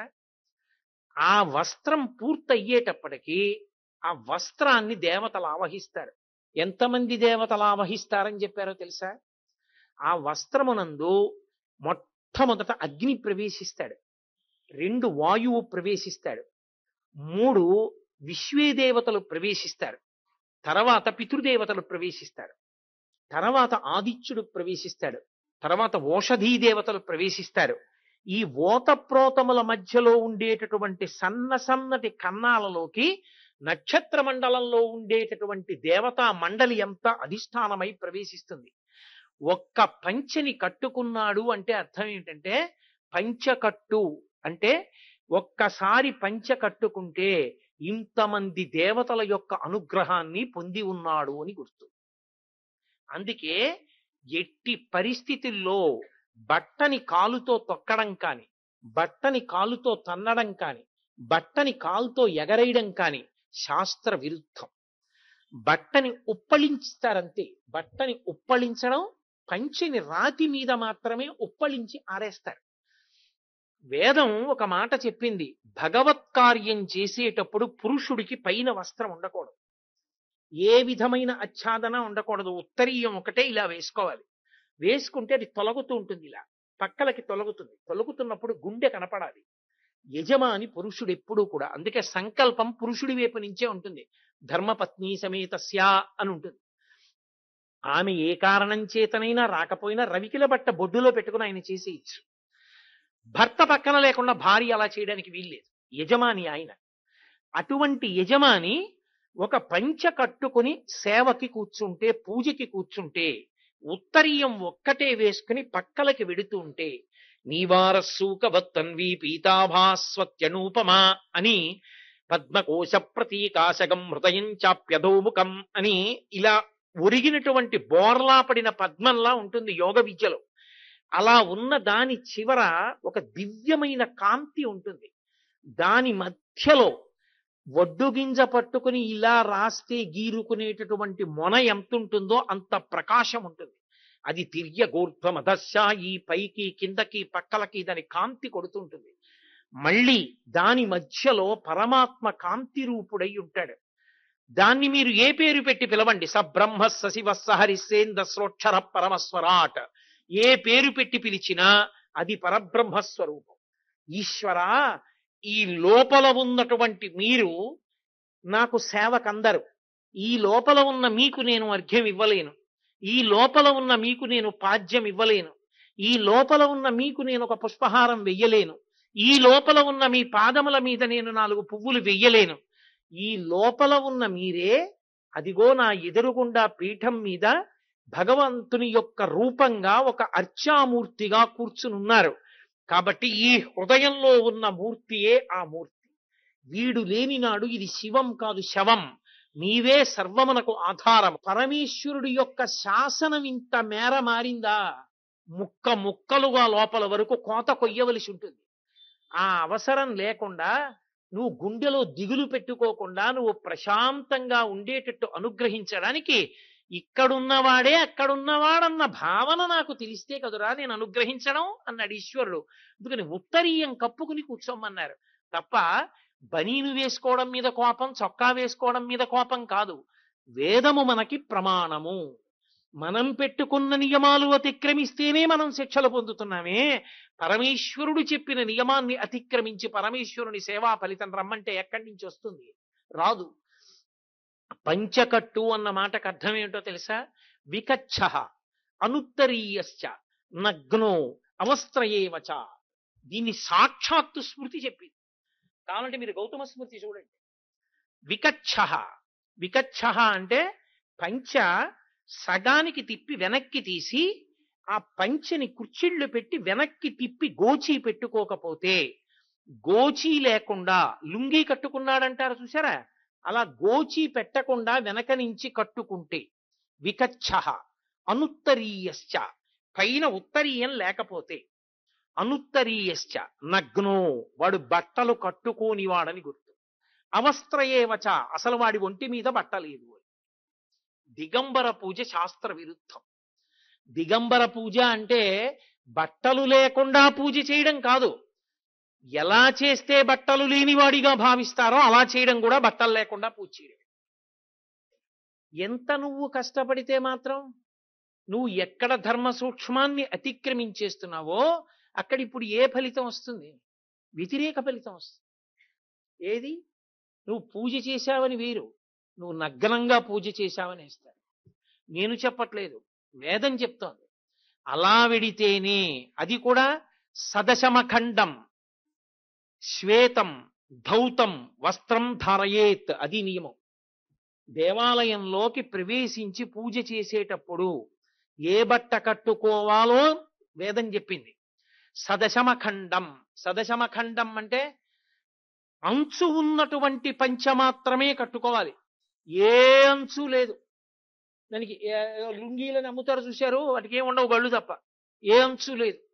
అంచు లేని బట్ట కట్టుకున్నాడు అంటే అమంగళ స్వరూపం, నగ్నంగా ఉన్నాడని గుర్తు. కాబట్టి సదశమ ఖండం అంటే అంచు లేని బట్ట కట్టకూడదు, అంచు ఉన్న బట్టే కట్టుకోవాలి. అందుకే ఎప్పుడైనా పీటల మీద కూర్చుంటే అంచు ఉన్న బట్ట మాత్రమే ఇవ్వాలి. అంచు ఉన్న బట్ట మీరు ఇచ్చారంటే అర్థం ఏమిటో తెలుసా? వాళ్ళు 10 కాలాలు బతకాలని కోరుకుంటున్నారని గుర్తు. మనకి ఇళ్లలో పెళ్లిళ్ళైనా పేరంటాలైనా బట్టలే పెడతారు. ఆయనకి ఎన్ని పంచెలు ఉండనివ్వండి, మళ్ళీ ఓ పంచెలు చాపే ఇస్తారు. ఎందుకని? ఏదైనా వద్దనొచ్చు, కానీ వస్త్రం ఇస్తే వద్దనకూడదు. ఎందుకు వద్దనకూడదో తెలుసా? వస్త్రాన్ని ఇచ్చినప్పుడు ఆ వస్త్రమునందు దేవతలు అధివసించి ఉండి నీ ఆయుర్దాయమునకు కారకులవుతారు. అందుకే అంచు ఉన్నటువంటి పంచెల చాపలు బ్రాహ్మణులు కనపడితే దానం చేస్తారు. ఇంట్లో ఏదైనా పూజ జరిగితే పీట్ల మీద కూతురు అల్లుడు కూర్చుంటే అత్తవారు వచ్చి బట్టలు పెడతారు. ప్యాంటు చొక్కా పెట్టమని కాదు, ఒకవేళ కర్మకాలి పెట్టవలసి వస్తే పంచెల చాపు మీద పెట్టి ఇయ్యి, లేదా పంచెల చాపిచ్చి వేడుక కోసం ఇది కూడా కట్టుకోవయ్యా అని ఇయ్యి తప్ప వైదికంగా ఇవ్వవలసింది ఆయుర్దాయమునకు కారకమైనది, భగవంతునికి ప్రీతిపాత్రమైనది, భగవంతుని యొక్క సేవకు అర్హమైనది, పంచకట్టుకు ఉపయుక్తమైనది సదశమఖండం. అంటే అంచు ఉన్నా కూడా అయ్య బాబోయ్ 10x7 11x7 పంచె నాకెందుకంటే సన్నగా ఉంటాను, ఇంత పంచె నేను ఎక్కడ తిప్పుతాను, ఇన్ని కుర్చీళ్ళు ఎక్కడ పెట్టుకుంటానని 2 కింద కత్తిరించి ఇద్దరు కట్టుకోకూడదు దాన్ని. సదశమఖండం అంటే అది అంచు ఉన్న బట్ట అయ్యుండి 2 వేపులా అంచు ఉండాలి, ఇటు అంచు ఉండాలి, ఇటు అంచు ఉండాలి, 2 అంచుల మధ్యలో వస్త్రం ఉండాలి. ఓ పంచె ఇలా పట్టుకున్నారనుకోండి 2 వేపులా అంచు ఉండాలి. అంతేగాని ఇది నాకు ఎక్కువ అండి ఇద్దరం కట్టేసుకుంటామని మధ్యలో కత్తిరించకూడదు, ఒకవైపే అంచుంటే కుదరదు. కాబట్టి సదశమఖండం శ్వేతం, శ్వేతం అంటే తెల్లని బట్ట అయి ఉండాలి. అందున ప్రత్యేకించి భగవత్ కార్యమునందు నల్లని బట్ట వర్జితము. కాబట్టి సదశమఖండం శ్వేతం ధౌతం, అది ఉతికినదై ఉండాలి. పంచెల చాపే కదండి అని చెప్పి అదే పనిగా దాన్ని పూజకు కట్టుకుంటూ మళ్ళీ మడతెట్టి ఇంట్లో పెట్టేసి సంవత్సరం అంతా గుళ్ళోకి వెళ్ళి పూజలకి మాత్రం అది తీసి కట్టుకుంటూ ఉంటానండి అనకూడదు. ధౌతం, ఒకసారి పూజకి కట్టుకుని లేస్తే దాన్ని ఉతికి ఆరయ్యాలి. ఎందుకని? చెమట పట్టింది, దాన్ని చెమట మలం, దానికి చెమట తగిలితే దాని శౌచం పోతుంది. దాని శౌచం పోతుంది కాబట్టి మళ్ళీ శౌచం ఇవ్వగలిగినది జలం. కాబట్టి మళ్ళీ నీళ్లలో ఉతికి దాన్ని ఆరవేయాలి. ఇప్పుడు మళ్ళీ ఆరినటువంటి పంచిని మడత పెట్టుకుని మళ్ళీ దేవాలయంలో పూజకి వెళ్ళాలి. కాబట్టి సదశమఖండం శ్వేతం ధౌతం వస్త్రం ధారయేత్, అటువంటి బట్ట మాత్రమే కట్టుకో. అటువంటి బట్ట కట్టుకున్నప్పుడు వికచ్చః, గోచి పోసి పంచ కట్టుకోకపోతే వాడు 2 వేపులా అంచు ఉన్న పంచ కట్టుకున్నా నగ్నంగా ఉన్నవాడే. వికచ్చః అనుత్తరీయశ్చ, ఉత్తరీయం వేసుకుని ఉండకపోతే, అంటే కింద పంచ కట్టుకున్నాను కదండి పైన ఏం కప్పుకోనడానికి వీల్లేదు, పైన కప్పుకుని ఉండాలి. అంతేకాని పైన వక్షస్థలాన్ని విడిచిపెట్టి కూర్చోకూడదు, దోషభూయిష్టం అది. ఉత్తరీయం పైన వేసుకోవాలి. వికచ్చః అనుత్తరీయశ్చ, ఉత్తరీయం పైన వేసుకోకుండా కూర్చోవడం. నగ్నో అవస్త్రయేవచ, వాడు నగ్నంగా ఉన్నవాడితో సమానం, వాడు వస్త్రం లేని వాడితో సమానం. నేను చెప్పట్లేదు, వేదం చెప్తోంది, స్మృతి సూత్రాలు చెప్తున్నాయి. అందుకని పంచకట్టుకోండి పంచకట్టుకోండి పంచకట్టుకోండి. ఎవరి కోసం? వాళ్ళెవరో ఏదో బలవంతంగా ఏదో రుద్దాలని కాదు. అరే పాపం వీడు ఇంత కష్టపడి సంపాదించుకున్న దాంట్లోంచి కొంత ద్రవ్యాన్ని పక్కన పెట్టుకున్నాడు, ఎప్పుడో 2 ఏళ్ల తర్వాత వచ్చేటటువంటి ఆర్జిత సేవ టికెట్ కొనుక్కున్నాడు, ఎంతో సంతోషంగా రైల్వే రిజర్వేషన్ చేయించుకుంటూ ఏ అడ్డు రాకూడదు 1000 దేవుళ్లకు మొక్కుకున్నాడు, 7 కొండలు నడిచి ఎక్కాడు. ఆయనకి భక్తి లోపం ఏం లేదు, కడుపు నిండా భక్తి ఉంది. ఒక్కటి తెలియదు ఆయనకి, అలా కట్టుకోకపోతే ఇబ్బంది అన్న విషయం ఆయనకి తెలియదు. బ్యాంకులో వేసుకున్న 10 లక్షలు ఆయనవే, ఏటీఎం కార్డు ఆయనదే, వెళ్ళినవాడు ఆయనే, తిప్పి పెట్టడమే ఆయన చేసిన పాపం. అలా ఇన్ని ఆయన చేసుకున్న వస్త్రం విషయంలో నువ్వు వేదాన్ని ధిక్కరిస్తే, పంచ కట్టుకోనంటే నువ్వు నగ్న పూజ చేసిన వాడివి అని ఖాతాలో వేస్తావు. ఎందుక ఇబ్బంది? ఎవడు చెప్పిన పని? కాబట్టి చక్కగా వికచ్చః, అలా కాకుండా నీకు ఎలా వస్తే అలా కట్టుకో. నీకంత రాలేదనుకో, పంచకట్టుకు మీకు నేను సభాముఖంగా ఓ తేలిక మార్గం చెప్పేస్తా. మీకు గోచి పెట్టుకుని పంచకట్టుకోవడం రాలేదనుకోండి, బెంగేం లేదు, ఇలా తిప్పి యువతల వైపుకి తీసుకొచ్చి 2 కలిపి గట్టిగా ముడేసుకోండి. ఈ 2 కాళ్ళ మధ్యలోంచి తీసి వెనక్కి మీరు చుట్టబెట్టి అంచు పైకి వచ్చేట్టు గోచి దోపుకోండి. ఇక్కడ ముడేసేశారు కాబట్టి ఇక సారదు, తీసి మీరు ఇలా అంచు ఇలా పెట్టేసుకోండి, ఓ అంచు తీసి పైకి ఇలా పెట్టుకోండి, మొలతాడు 4 ప్యాన్లు వేసి గట్టిగా కట్టుకోండి. ఇంకా జారిపోతుందని మీకు అనుమానం ఉంటే పూజ చేసిన 1 గంట ఇప్పుడు మనకి ఇష్టం లేని పనులు ఎన్నో చేస్తున్నాం. ఏమిటో డాక్టర్ గారు ఈ మధ్య గుండె అప్పుడప్పుడు ఏమిటో లబ్డబ్ అండం కొంచెం సరిగా వినపట్టం లేదండి అన్నాం అనుకోండి, పడుకోండి అని చెప్పి గుండెల మీద ఉన్న వెంట్రుకలన్నీ తీసేసి ఒంటి నిండా క్లిప్పులు పెట్టి ఓ గంట సేపు ఈసీజీ చూస్తారు. చూపించుకుంటున్నావా, చూపించుకోవట్లేదా?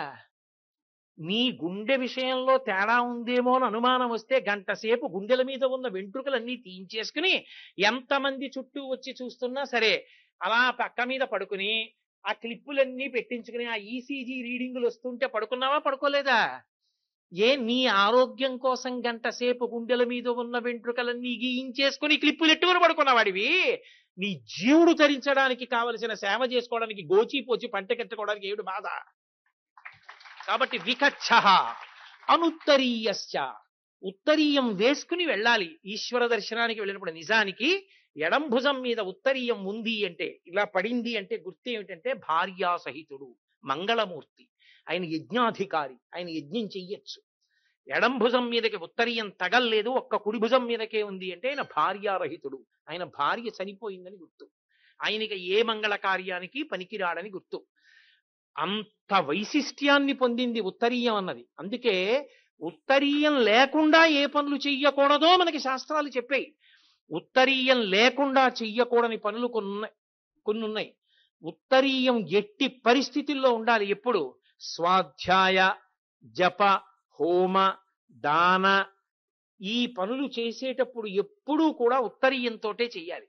స్వాధ్యాయం అంటే వేదం చదువుకోవడం. వేదం చదువుకునేటప్పుడు ఉత్తరీయం వేసుకోవాలి.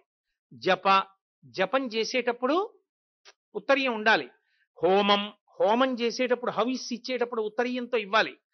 హోమ, దాన, ఒకరికి దానం చేసేటప్పుడు ఉత్తరీయం వేసుకుని దానం చెయ్యాలి.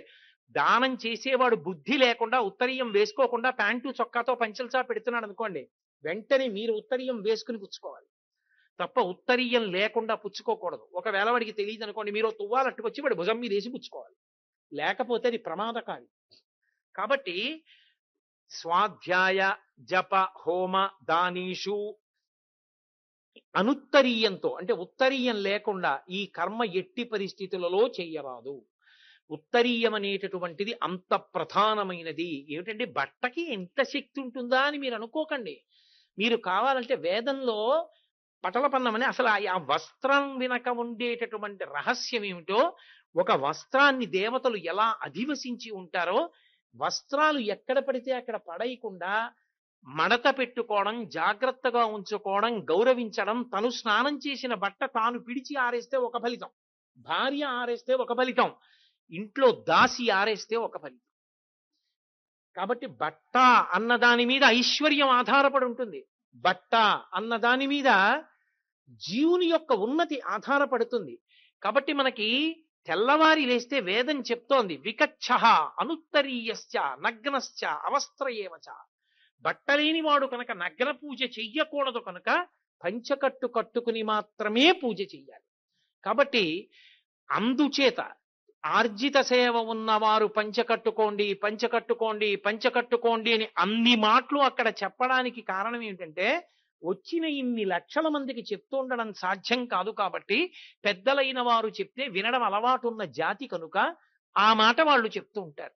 చూడండి, చిన్నతనంలో తండ్రి ఒక్క మాట చెప్తాడు, రేయ్ సాయంకాలం పూట పడుకోకు అంటాడు. లే పడుకోకు, సాయంకాలం పడుకోవడం ఏంట్రా, సూర్యాస్తమయంలో పడుకోకూడదు అంటాడు. ఏం నాన్నగారండి సూర్యాస్తమయంలో ఎందుకు పడుకోకూడదండి అండు కొడుకు. నాన్నగారు పడుకోవద్దన్నారు, పడుకోడు. ఒక వయస్సు వస్తుంది, అప్పుడు తెలుసుకుంటాడు ఎందుకు పడుకోకూడదో. సూర్యాస్తమయంలో, సూర్యాస్తమయం ఎంత పావనమైన కాలమో అప్పుడు ఎందుకు పడుకోకూడదో తెలుసుకుని పడుకోకుండా ఉంటాడు. అలా నీకు ఒక పరిణితి ఏర్పడుతుంది. ఎందుకు నువ్వు అలా ఆ సమయం పంచ కట్టుకోకుండా పూజ చేయకూడదో, ఎందుకు పంచ కట్టుకునే పూజ చెయ్యాలో నీకు అర్థం అవుతుంది. అర్థమైన నాడు చక్కగా నువ్వు కట్టుకుంటావు. ఆ అర్థం కాకపోయినా పెద్దలు చెప్పినటువంటి నియమాన్ని మన్నించడం నేర్చుకోవాలి. కాబట్టి అందుకని పంచకట్టు, సంప్రదాయమైనటువంటి బొట్టు పెట్టుకుని వెళ్ళండి అని ఉంటుంది. కొందరు ఊర్ధ్వపుండ్రధారణ చేస్తారు, కొందరు అడ్డంగా విభూతి పుండ్రాలు పెట్టుకుని లలాటమునందు భ్రూమధ్య స్థానంలో తిలకం పెట్టుకుంటారు, కొంతమంది కుంకం పెట్టుకుంటారు. బొట్టు బిళ్ళలు పెట్టుకోవడం అన్న ఆచారం మాత్రం లేదు. బొట్టు పెట్టుకుంటారు. అసలు నేను మీతో ఒక యథార్థం మనవి చెయ్యవలసి వస్తే, వైకుంఠ ఏకాదశి నాడు తిరుమల క్షేత్రానికి ఎన్ని లక్షల మంది వెళ్ళారన్న దాని చేత సనాతన ధర్మం నిలబడిందా లేదా అన్నది లెక్క కట్టారు. కుంభమేళా జరుగుతున్నప్పుడు ఎన్ని లక్షల మంది వెళ్ళారన్న దాని చేత సనాతన ధర్మమునందు వాళ్ళు నిష్ణాతులా కాదా లెక్క కట్టరు. వీడు సనాతన ధర్మమునందు ఉన్నవాడు, సనాతన ధర్మమునందు నమ్మకం ఉన్నవాడని దేని చేత లెక్క కడతారో తెలుసా? లలాటమునందు పెట్టుకున్న బొట్టు చేత లెక్క కడతారు. వాడికి బొట్టు ఉందా, వాడికి సనాతన ధర్మం మీద విశ్వాసం ఉంది. వాడికి బొట్టు లేదు, వాడికి సనాతన ధర్మం మీద విశ్వాసం లేదు. ఎందుకో తెలుసా? ఏమి బొట్టు పెట్టుకునేటప్పుడు నలుపు రంగో తెలుపు రంగో ఇంకేమైనా పెట్టకూడదా? పెట్టకూడదు. ఒక్క ఎర్రటి వర్ణాన్ని మాత్రమే వాడతారు. విభూతి లలాటమునకు అడ్డంగా పెట్టుకుంటారు 3 గీతలుగా. లలాటము ఆచ్ఛాదింపబడి ఉండాలి ఎప్పుడూ కూడా. ఎందుచేత అంటే మీరు జాగ్రత్తగా గమనించండి, విభూతి ధారణ వెనక ఒక మహోత్కృష్టమైనటువంటి విశేషం ఉన్నది. ఈ ప్రపంచంలో కంటికి కనపడుతున్న ప్రతి వస్తువు యొక్క చిట్ట చివరి స్థితి బూది. అది దోషుడు బూడిదైపోతుంది. ఎంత అందమైన వస్తువు అని మీరు అనండి, ఎంత గొప్ప వస్తువు అని మీరు అనండి, ఎంత కీర్తివంతమైనదని మీరు అనండి, ఎంత ప్రయోజనకరమైనదని మీరు అనండి, కాలంలో కొంతకాలం అయిపోయిన తరువాత అది బూదిగా మారిపోతుంది. బూది ఏమైపోతుంది? ఇంకేమవదు. బూడిద బూడిదిగా ఉండిపోతుంది. బూడిద శాశ్వతత్వానికి గుర్తు కాదు. ఈ ప్రపంచమంతా మహాప్రళయంలో పడిపోతుంది. పడిపోయిన తరువాత మళ్ళీ జీవుల యొక్క కర్మలను దృష్టిలో పెట్టుకుని పునరుత్పత్తి చెయ్యడానికి వీలుగా ఈ విభూతి కణముల యందే మళ్ళీ పరమేశ్వరుడు పునరుత్పత్తి వ్యూహాన్నంతటినీ కూడా ఉంచి తన శరీరానికే అలదుకుంటాడు. అందుకే భస్మోద్ధూళిత సర్వాంగం అని పరమశివుడు ఒళ్ళంతా కూడా భస్మాన్ని ఉద్ధారణం చేసుకుంటానడానికి కారణం అదే. ఆ విభూతి కణాలలోంచే మళ్ళీ సృష్టి చేస్తాడు. ఆ విభూతి దేన్నైనా ఇవ్వగలదు. అందుకే అది పరమైశ్వర్యం. దానికి భస్మ అని పేరు. భస్మ అంటే భ అంటే కాంతి. కాంతి పరమేశ్వరుడు. స్మ జ్ఞాపకానికి రావడం. భగవంతుడు జ్ఞాపకానికి రాకుండా మరుగున పడిపోయిన కారణం చేతనే మళ్ళీ ఇన్ని జన్మలు ఎత్తవలసి వచ్చింది. భగవంతుడు జ్ఞాపకంలో ఉంటే ఒళ్ళు దగ్గర పెట్టుకుని దుష్కర్మలు చెయ్యకుండా ఉండి భగవంతునికి దగ్గరవుతాడు. ఆ భగవంతునికి దగ్గరయ్యేటటువంటి లక్షణము నా యందు ప్రచోదనముగాక, భగవంతుని యొక్క వైభవము నా మనసు యందు నిలబడుగాక, నేనెప్పుడూ భగవన్నామాన్ని పలుకుచుండెడివాడనగుదునుగాక అని కోరుకోవడానికి ఆ భస్మ పెట్టుకుంటాడు. శాశ్వతమైనటువంటిది, తెల్లనైనటువంటిది భస్మని సూచిస్తుంది. తెల్లగా ఉంటాడు పరమశివుడు. అందుకే నల్లగా ఉంటారు శ్రీమన్నారాయణుడు. నల్లది కూడా శాశ్వతత్వమే. ఎందుకని? లోకంలో ఏదైనా కాలిపోయిన తర్వాత ఏమైపోతుంది? బొగ్గు అయిపోతుంది. బొగ్గు కూడా శాశ్వతత్వం. బొగ్గుకి బూదికి పెద్ద తేడా ఏం లేదు, రెండు ఒకటే. బొగ్గు నల్లగా ఉంటుంది. విభూతి ఎంత శాశ్వతమైనదో బొగ్గు కూడా అంత శాశ్వతమైనది. ఎందుకని? బొగ్గుకి నల్ల వజ్రము అని పేరు. వజ్రం కింద లెక్క కడతారు బొగ్గుని. వజ్రం వజ్రేన భిన్నయేత్. వజ్రాన్ని తీసుకొచ్చి బదలగొట్టమంటే సుత్తి పెట్టి కొడితే బదలవదు. వజ్రం వజ్రంతోనే బద్దలవుతుంది. బద్దలవ్వకుండా ఇక శాశ్వతంగా ఉండిపోతుంది. ఆ నల్లని బొగ్గు నల్లని నారాయణునికి ప్రతీక, తెల్లని పరమశివునికి తెల్లని విభూతి ప్రతీక. ఆ తెల్లని విభూతి ఇలా 3 చారలుగా పెట్టుకునేటప్పుడు ఈ 2 వేళ్లతో సజల భస్మ అంటారు.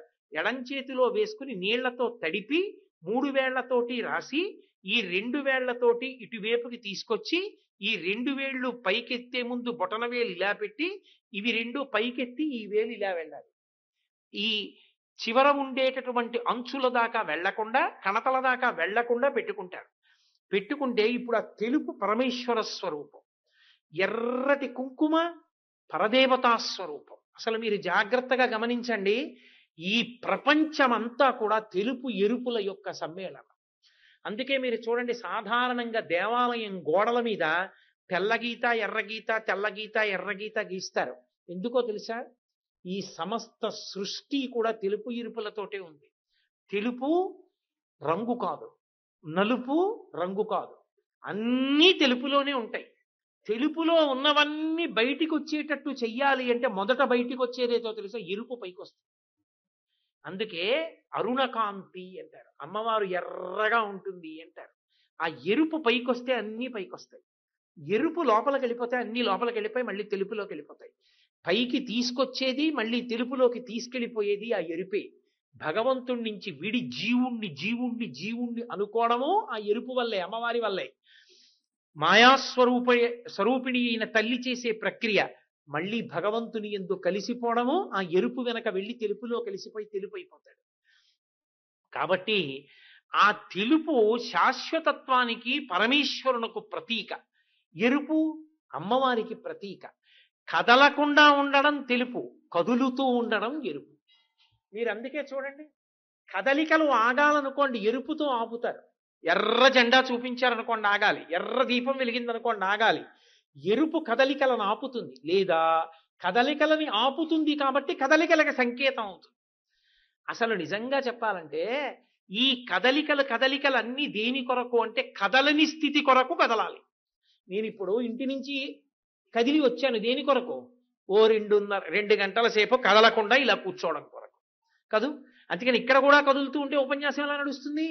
కదలకుండా కూర్చోడానికి. ధర్మబద్ధమైన కదలికలన్నీ దేని కొరకు అంటే తెల్లని సత్యమైన పరమేశ్వరుని యందు నిలబడిపోవడానికి, అద్వైతానుభూతి కొరకు. శుక్రము తెలుపు, శోణితము ఎరుపు. ప్రపంచంలో వెలుతురంతా తెలుపు, వెలుతురికి ప్రారంభకాలమైనటువంటి అరుణోదయము ఎరుపు. పగటిపూట తెలుపు, రాత్రిపూట నలుపు, మధ్యలో వచ్చేది ఎరుపు సంధ్య. ఎక్కడ చూడండి మీకు తెలుపు ఎరుపుల యొక్క సమ్మేళనంగా ఉంటుంది. అంతవరకు ఎందుకు? ఇడ్లీ తెలుపు, సాంబారు ఎరుపు, అవి కూడా తెలుపు ఎరుపులే. అన్ని తెలుపు ఎరుపుల సమ్మేళనంగానే ఉంటాయి. ఈ తెలుపు ఎరుపుల యొక్క సమ్మేళనం భగవంతుణ్ణి చేరడానికి సంకేతమై ఉంటుంది. అందుకే ఎర్రని బొట్టు ఈ భ్రూమధ్యమునందు ఉంచుకుంటారు. ఏం బొట్టు ఇక్కడ పెట్టుకోకూడదా, ఇక్కడ పెట్టుకోకూడదా, ఇక్కడ పెట్టుకోకూడదా, చెవి మీద పెట్టుకోకూడదా, కనిరెప్ప మీద పెట్టుకోకూడదా, ఇక్కడే ఎందుకు పెట్టుకోవాలి? మన ఋషులు దార్శనికులు, వాళ్ళు ఏదైనా చెప్పారు అంటే అంత ఆలోచించి చెప్తారు. మనకి మనసు అని ఒకటి ఉంటుంది. నా గుండె చూపించమంటే డాక్టర్ గారు చూపిస్తారు, నా కంటి రెటీనాని చూపించమంటే చూపిస్తారు, నా మనస్సు చూపించమంటే చూపించలేరు. మన ఏవ మనుష్యాణం కారణం బంధమోక్షయోహో. మనస్సే బంధనమునకు కానీ మోక్షమునకు కానీ కారణం. ఆ మనసు మంచి విషయాల్ని పట్టుకుంటే తరించిపోతాడు, ఆ మనసు చెడ్డ విషయాల్ని పట్టుకుంటే నశించిపోతాడు. ఇప్పుడు ఈ మనసుని నిగ్రహించాలి అంటే కదిలిపోతున్నటువంటి మనసు ఆలోచనలు వీధికంతటికి కేంద్రం ఎక్కడుంటుందంటే ఈ 2 కనుబొమల యొక్క మధ్య భాగమునందు ఉంటుంది. దాన్ని ఆజ్ఞాచక్రము అంటారు. ఆజ్ఞాచక్రం మనసుకి అధిష్టాన స్థానం. శంకరాచార్యులు వారు సౌందర్యలహరి చేస్తూ మహీం మూలాధారే కమపి మణిపూరే హుతవహం స్థితం స్వాధిష్టానే హృదివరుతం ఆకాశముపరి అంటూ మనోపిభ్రూ మధ్యే అంటారు. మనస్సు ఈ 2 కనుబొమల మధ్యలో ఉండేటటువంటి ఆజ్ఞాచక్ర స్థానం మీద ఉంటుంది. అందుకే మీరు చూడండి, ఏదైనా జ్ఞాపకం రాలేదనుకోండి 2 కళ్ళు మూసుకొని ఉండండి చెప్తాను అని దృష్టిని ఇక్కడ కేంద్రీకరిస్తాడు. ఇక్కడ కేంద్రీకరిస్తే జ్ఞాపకానికి వస్తుంది. మనసు యొక్క స్థానం ఆజ్ఞాచక్రం. ఈ ఆజ్ఞాచక్రం ఆచ్ఛాదింపబడి ఉండాలి. ఎందుకని అంటే అది అమ్మవారి సంబంధంతో ఉందనుకోండి, ఈ కదులుతున్నటువంటి మనస్సుకి అమ్మవారితో మీరు ముడివేశారనుకోండి, అమ్మవారు అంటే కదలికలు, ఆ కదలికలన్నీ అమ్మవారితో సంకేతిస్తారు. అందుకే అమ్మవారికి శక్తి అని పేరు. శక్తి కదలకుండా ఉందనుకోండి పనికిరాదు. శక్తి అంటే కదలికలకు ఆధారం. ఏమండి ఈ మధ్య గుడికి రావట్లేదే, ఏమొస్తారండి మోకాళ్ళ నొప్పులు అన్నాడు అనుకోండి, కదలలేకపోతున్నాడు, అది గుర్తు. కదులుతున్నాడు శక్తి, కదిలేది మనసు.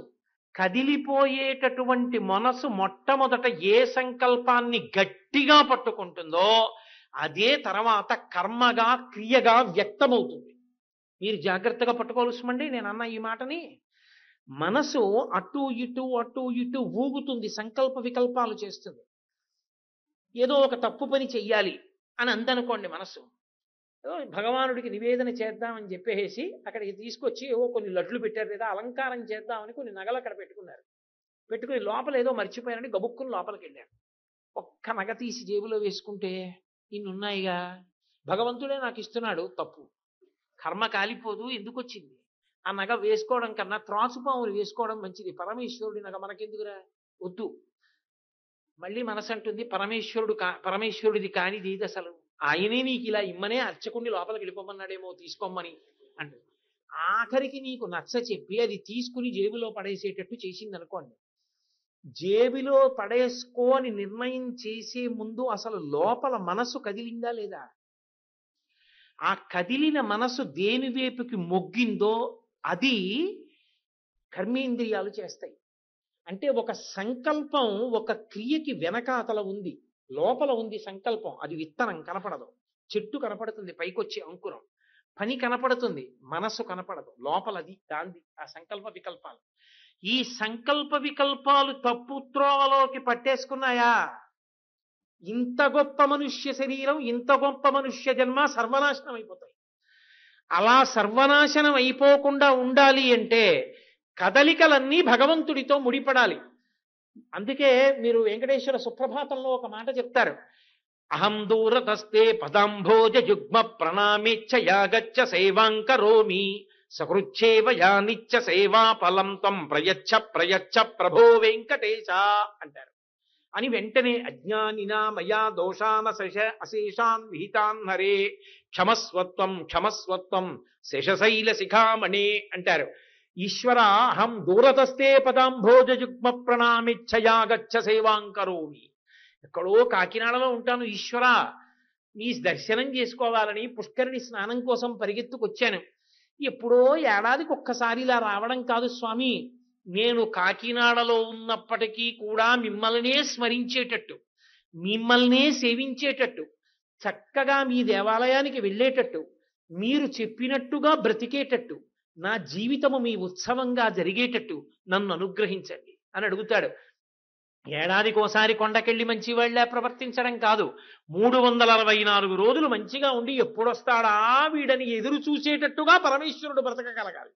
అలా బ్రతికేటట్టు నన్ను చెయ్యవయా స్వామి అని అడుగుతారు. కాబట్టి అలా బ్రతకగలగాలి అంటే మనసు దేని వైపుకి మొగ్గడం అలవాటు అవ్వాలి. ఓ కోరిక చెప్పింది అనుకోండి, వెంటనే బుద్ధి ఒక ప్రశ్న వేయాలి, ఇది ధర్మచట్రంలో ఇముడుతుందా, ఈశ్వరుడు ఒప్పుకుంటాడా?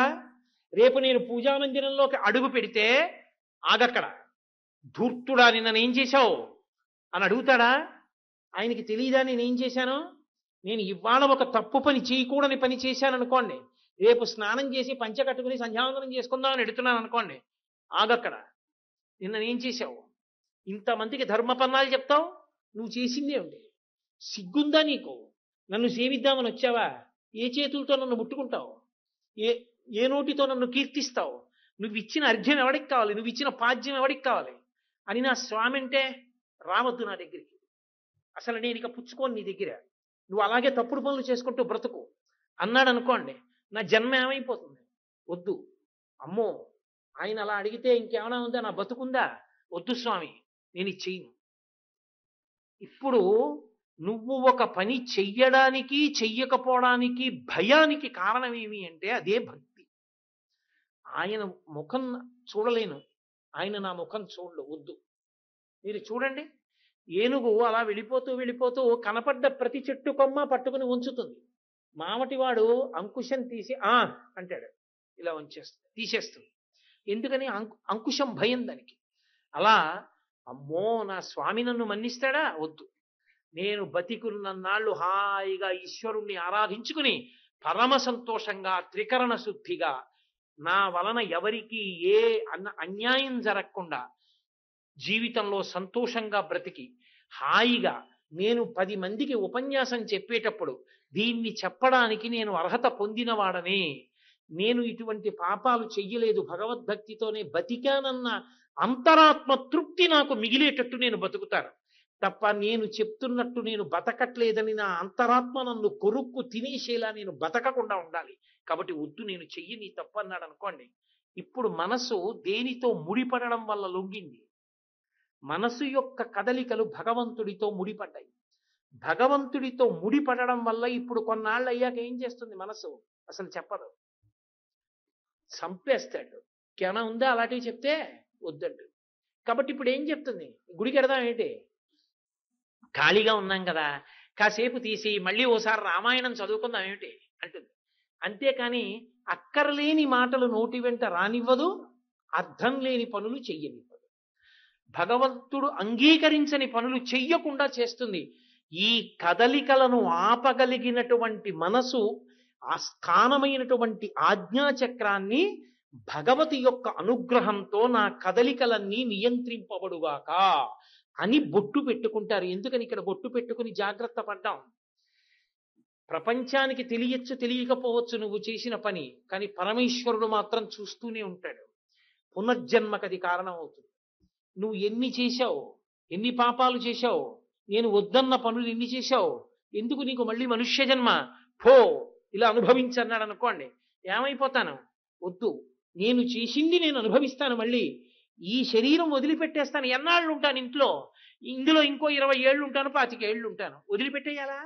గిర్రును తిరిగిపోయి 2 పాతికలు దాటిపోయాయి, ఇంకొక 25 ఎన్నాళ్ళలో తిరుగుతుంది. వదిలిపెడతానా?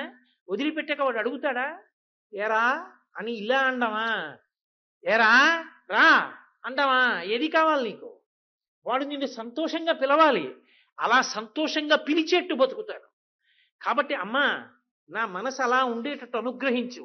ఇది అడగడం పునర్జన్మ సిద్ధాంతాన్ని సనాతన ధర్మంలో అంగీకరించడం, బొట్టు పెట్టుకోవడం. అది పెట్టుకోవడం చిన్నతనం కాదు. వెడుతూ వెడుతూ కింద పడ్డావు, మచ్చబడింది, ఏం చేస్తావు? భగవత్ సంబంధంగా ఇంత బొట్టు లలాటమునందు పెట్టుకుంటే, భ్రూమధ్యమునందు పెట్టుకుంటే బతుకు పండుతుంది. పండడం కావాలి జీవితంలో. ఆ మనసు యొక్క కదలికలన్నీ భగవత్ సంబంధములు కావాలి. ఆ బతికిన బతుకు 10 మంది సంతోషించే బ్రతుకవాలి. ఆయన ఉన్నారు కదండి మనకేమిటి అనేలా బతకాలి. మన వలన ఒకడి కళ్ళల్లో నీళ్లు రాకూడదు, మన కొరకు ఒకడి కళ్ళల్లో నీళ్లు రావాలి.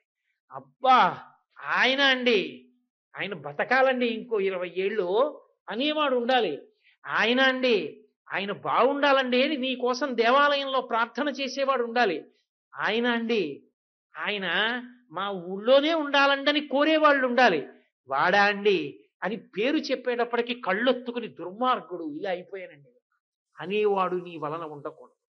అలా ఉండకూడదంటే నీ మనసు యొక్క కదలికలు నియంత్రింపబడాలి. అవి నియంత్రింపబడాలంటే భగవతి యొక్క అనుగ్రహం ప్రసరించాలి. పునర్జన్మ సిద్ధాంతాన్ని అంగీకరించి నేను తప్పుడు ప్రవర్తనలో వెడితే మళ్ళీ జన్మలో బాధపడతాను, వద్దు ఈశ్వర, నా నడవడికని నీ చేతిలో పెడుతున్నాను, నియంత్రించు అని చెప్పడం బొట్టు పెట్టుకోవడం. అందుకే విభూతి ధారణ చేసి బొట్టు పెట్టుకొని, లేదా ఊర్ధపుండ్ర ధారణ చేసినటువంటి లలాటంతో కనపడ్డారనుకోండి, ఒక పవిత్ర భావన కలుగుతుంది, ఓ గౌరవం కలుగుతుంది. అంటే ఆర్షధర్మాన్ని నమ్ముకున్నాడు, పునర్జన్మ సిద్ధాంతాన్ని అంగీకరించాడు, అందుకని విభూతి పెట్టుకుని బొట్టు పెట్టుకుంటారు. ఆ బొట్టు పెట్టుకోలేదు వాడికి పునర్జన్మ సిద్ధాంతం మీద నమ్మకం లేదు, బొట్టు పెట్టుకోలేదు, ఆయనకి భగవత్ సంబంధంతో తన మనసు కదలాలనేటటువంటి కోరిక లేనే లేదు.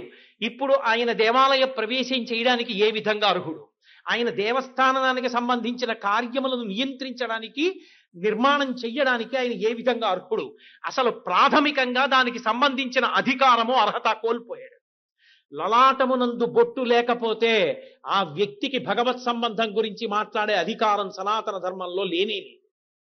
అసలు పునర్జన్మ సిద్ధాంతాన్ని అంగీకరిస్తే కదా సనాతన ధర్మాన్ని అంగీకరించినట్టు.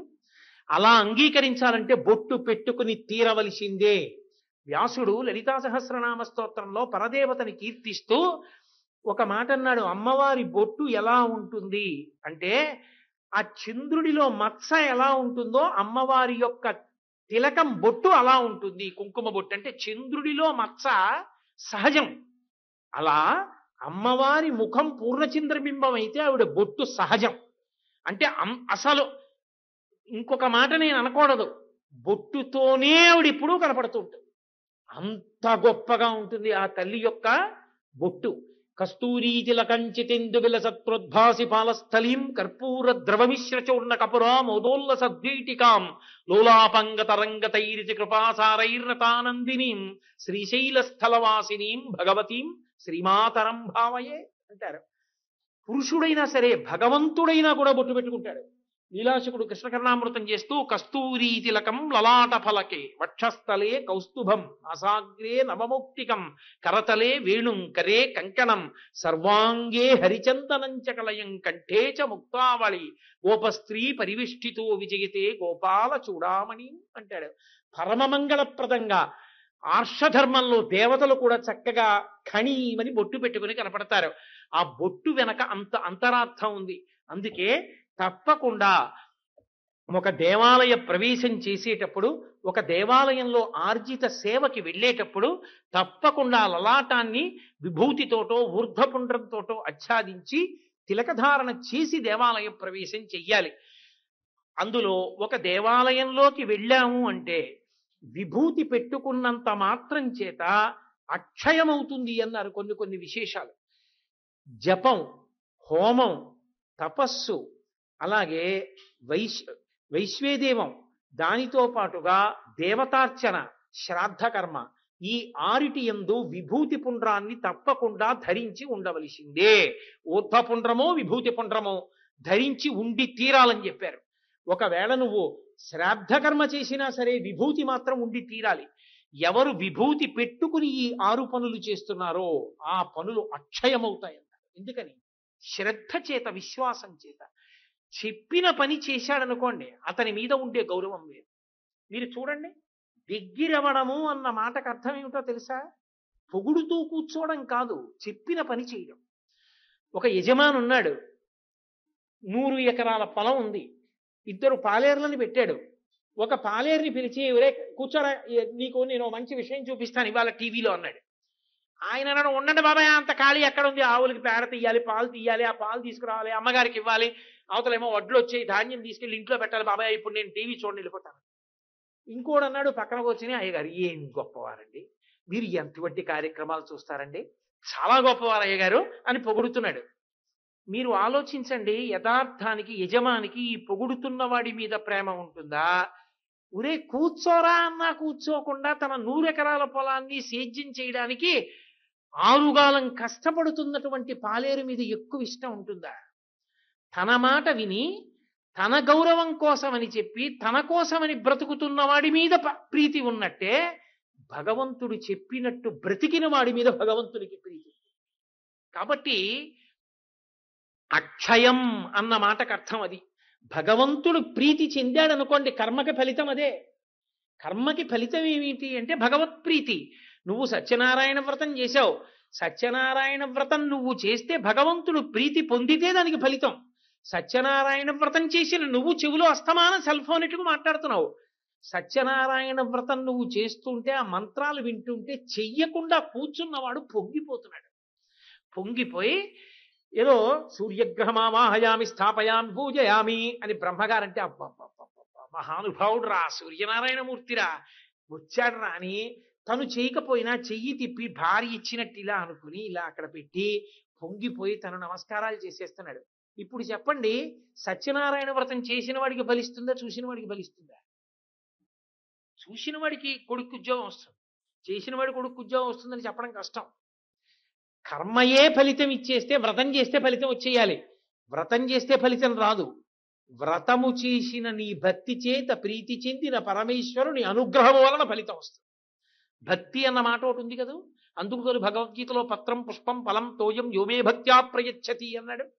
భక్తితో చెయ్యాలి. భక్తి అన్న మాటకు అర్థం చెప్పినట్టు వినడం. చెప్పినట్టు వినడం అన్నది నిజమైతే పరమేశ్వరుడే బొట్టెట్టు కూర్చుంటే నువ్వు బొట్టు లేకుండా పెడతావా? ఏమి నీ అఘాయిత్యం?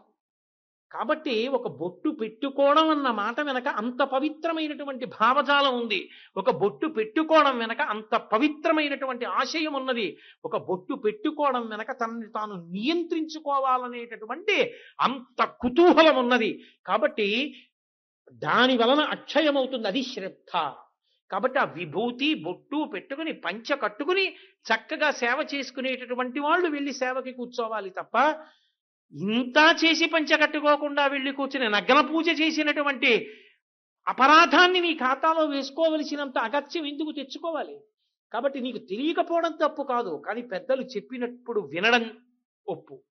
పంచ కట్టుకురా అని అక్కడ ఉన్నప్పుడు పంచ కట్టుకునే వెళ్ళాలి. అంతేగాని ప్యాంటు మీద పంచ కట్టేయడం, బనీను విప్పకుండా ఉత్తరీయం వేసేసుకుని ఈశ్వరుడి దగ్గర పూజలో బనీను ఎవరు చూడలేదు కదా అనుకోవడం. ఈశ్వరుడు చూస్తున్నాడు. ఏమి ఆ బనీను తీస్తే ఏమి? పుట్టినప్పుడు బనీనుందా, వెళ్ళిపోయినప్పుడు బనీనుందా? ప్రపంచాన్నంతటినీ గెలిచినటువంటి అలెగ్జాండర్ చిట్ట చివర కోరుకున్నాడు, శవపేటికలోంచి నా 2 చేతులు కన్నాలు పెట్టి బయట పెట్టండి. ప్రపంచాన్నంతటినీ గెలిచినటువంటి అలెగ్జాండర్ ఖాళీ చేతులతో వచ్చాడు, ఖాళీ చేతులతో వెళ్ళిపోయాడు. వచ్చినప్పుడు ఒంటి మీద లేదు, వెళ్ళిపోయినప్పుడు లేదు. పరమేశ్వరుని మ్రోలకి వెళ్ళి నువ్వు ఆర్తితో చేసుకున్నదేదో అదే నీ జీవుడి వెంట వచ్చి నిన్ను తరింపచేసేది. అక్కడికి వెళ్ళి కూడా దేని కొరకు భేషజం. కాబట్టి నేను భేషజంతో చేస్తున్నాను అనుకోవట్లేదు, తెలియనితనంతో చేస్తున్నాను అనుకుంటున్నాను. కాబట్టి ఒకసారి తెలిసిన తరువాత మాత్రం ఎవరు దోషం చెయ్యరు. కాబట్టి ఒక ఆచారాన్ని చెప్పడం ఎంత అవసరమో ఆ ఆచారాన్ని పాటించవలసిన వైశిష్ట్యం ఏమిటో చెప్పడం కూడా అంతే అవసరం. కాబట్టి పంచె కట్టుకుని బొట్టు పెట్టుకుని విభూతి ధారణో ఊర్ధ్వపుండ్ర ధారణో చేసి దేవాలయంలోకి వెళ్ళి ఈశ్వరుని యొక్క పూజ చెయ్యాలి. మనం ఒక క్షేత్రానికి వెళ్ళినప్పుడు 10 మందికి దేవస్థానం ఏది కల్పించిందో, 10 మందికి ఏది అనుగ్రహింపబడిందో దానిని మనం కూడా అనుభవించడం శ్రేయోదాయకం. దాని వలన అందరి యందు భక్తిభావము ద్విగుణీకృతమవుతుంది. నేను మీతో ఒక ఉదాహరణ ప్రస్తావన చెయ్యాలి అంటే, తిరుమల తిరుపతి దేవస్థానంలో అన్నదానము అని ఒక ప్రక్రియ. నిజంగా వెంకటాచలంలో జరిగేటటువంటి అన్నదానాన్ని చూస్తే అంత గొప్ప అన్నదానం జరుగుతున్నటువంటి క్షేత్రానికి మేము వారసులం. ఆ క్షేత్రానికి భక్తులైనటువంటి సనాతన ధర్మంలో పుట్టిన వాళ్ళం అని మనం గుండెల మీద చెయ్యేసుకుని మురిసిపోవాలి.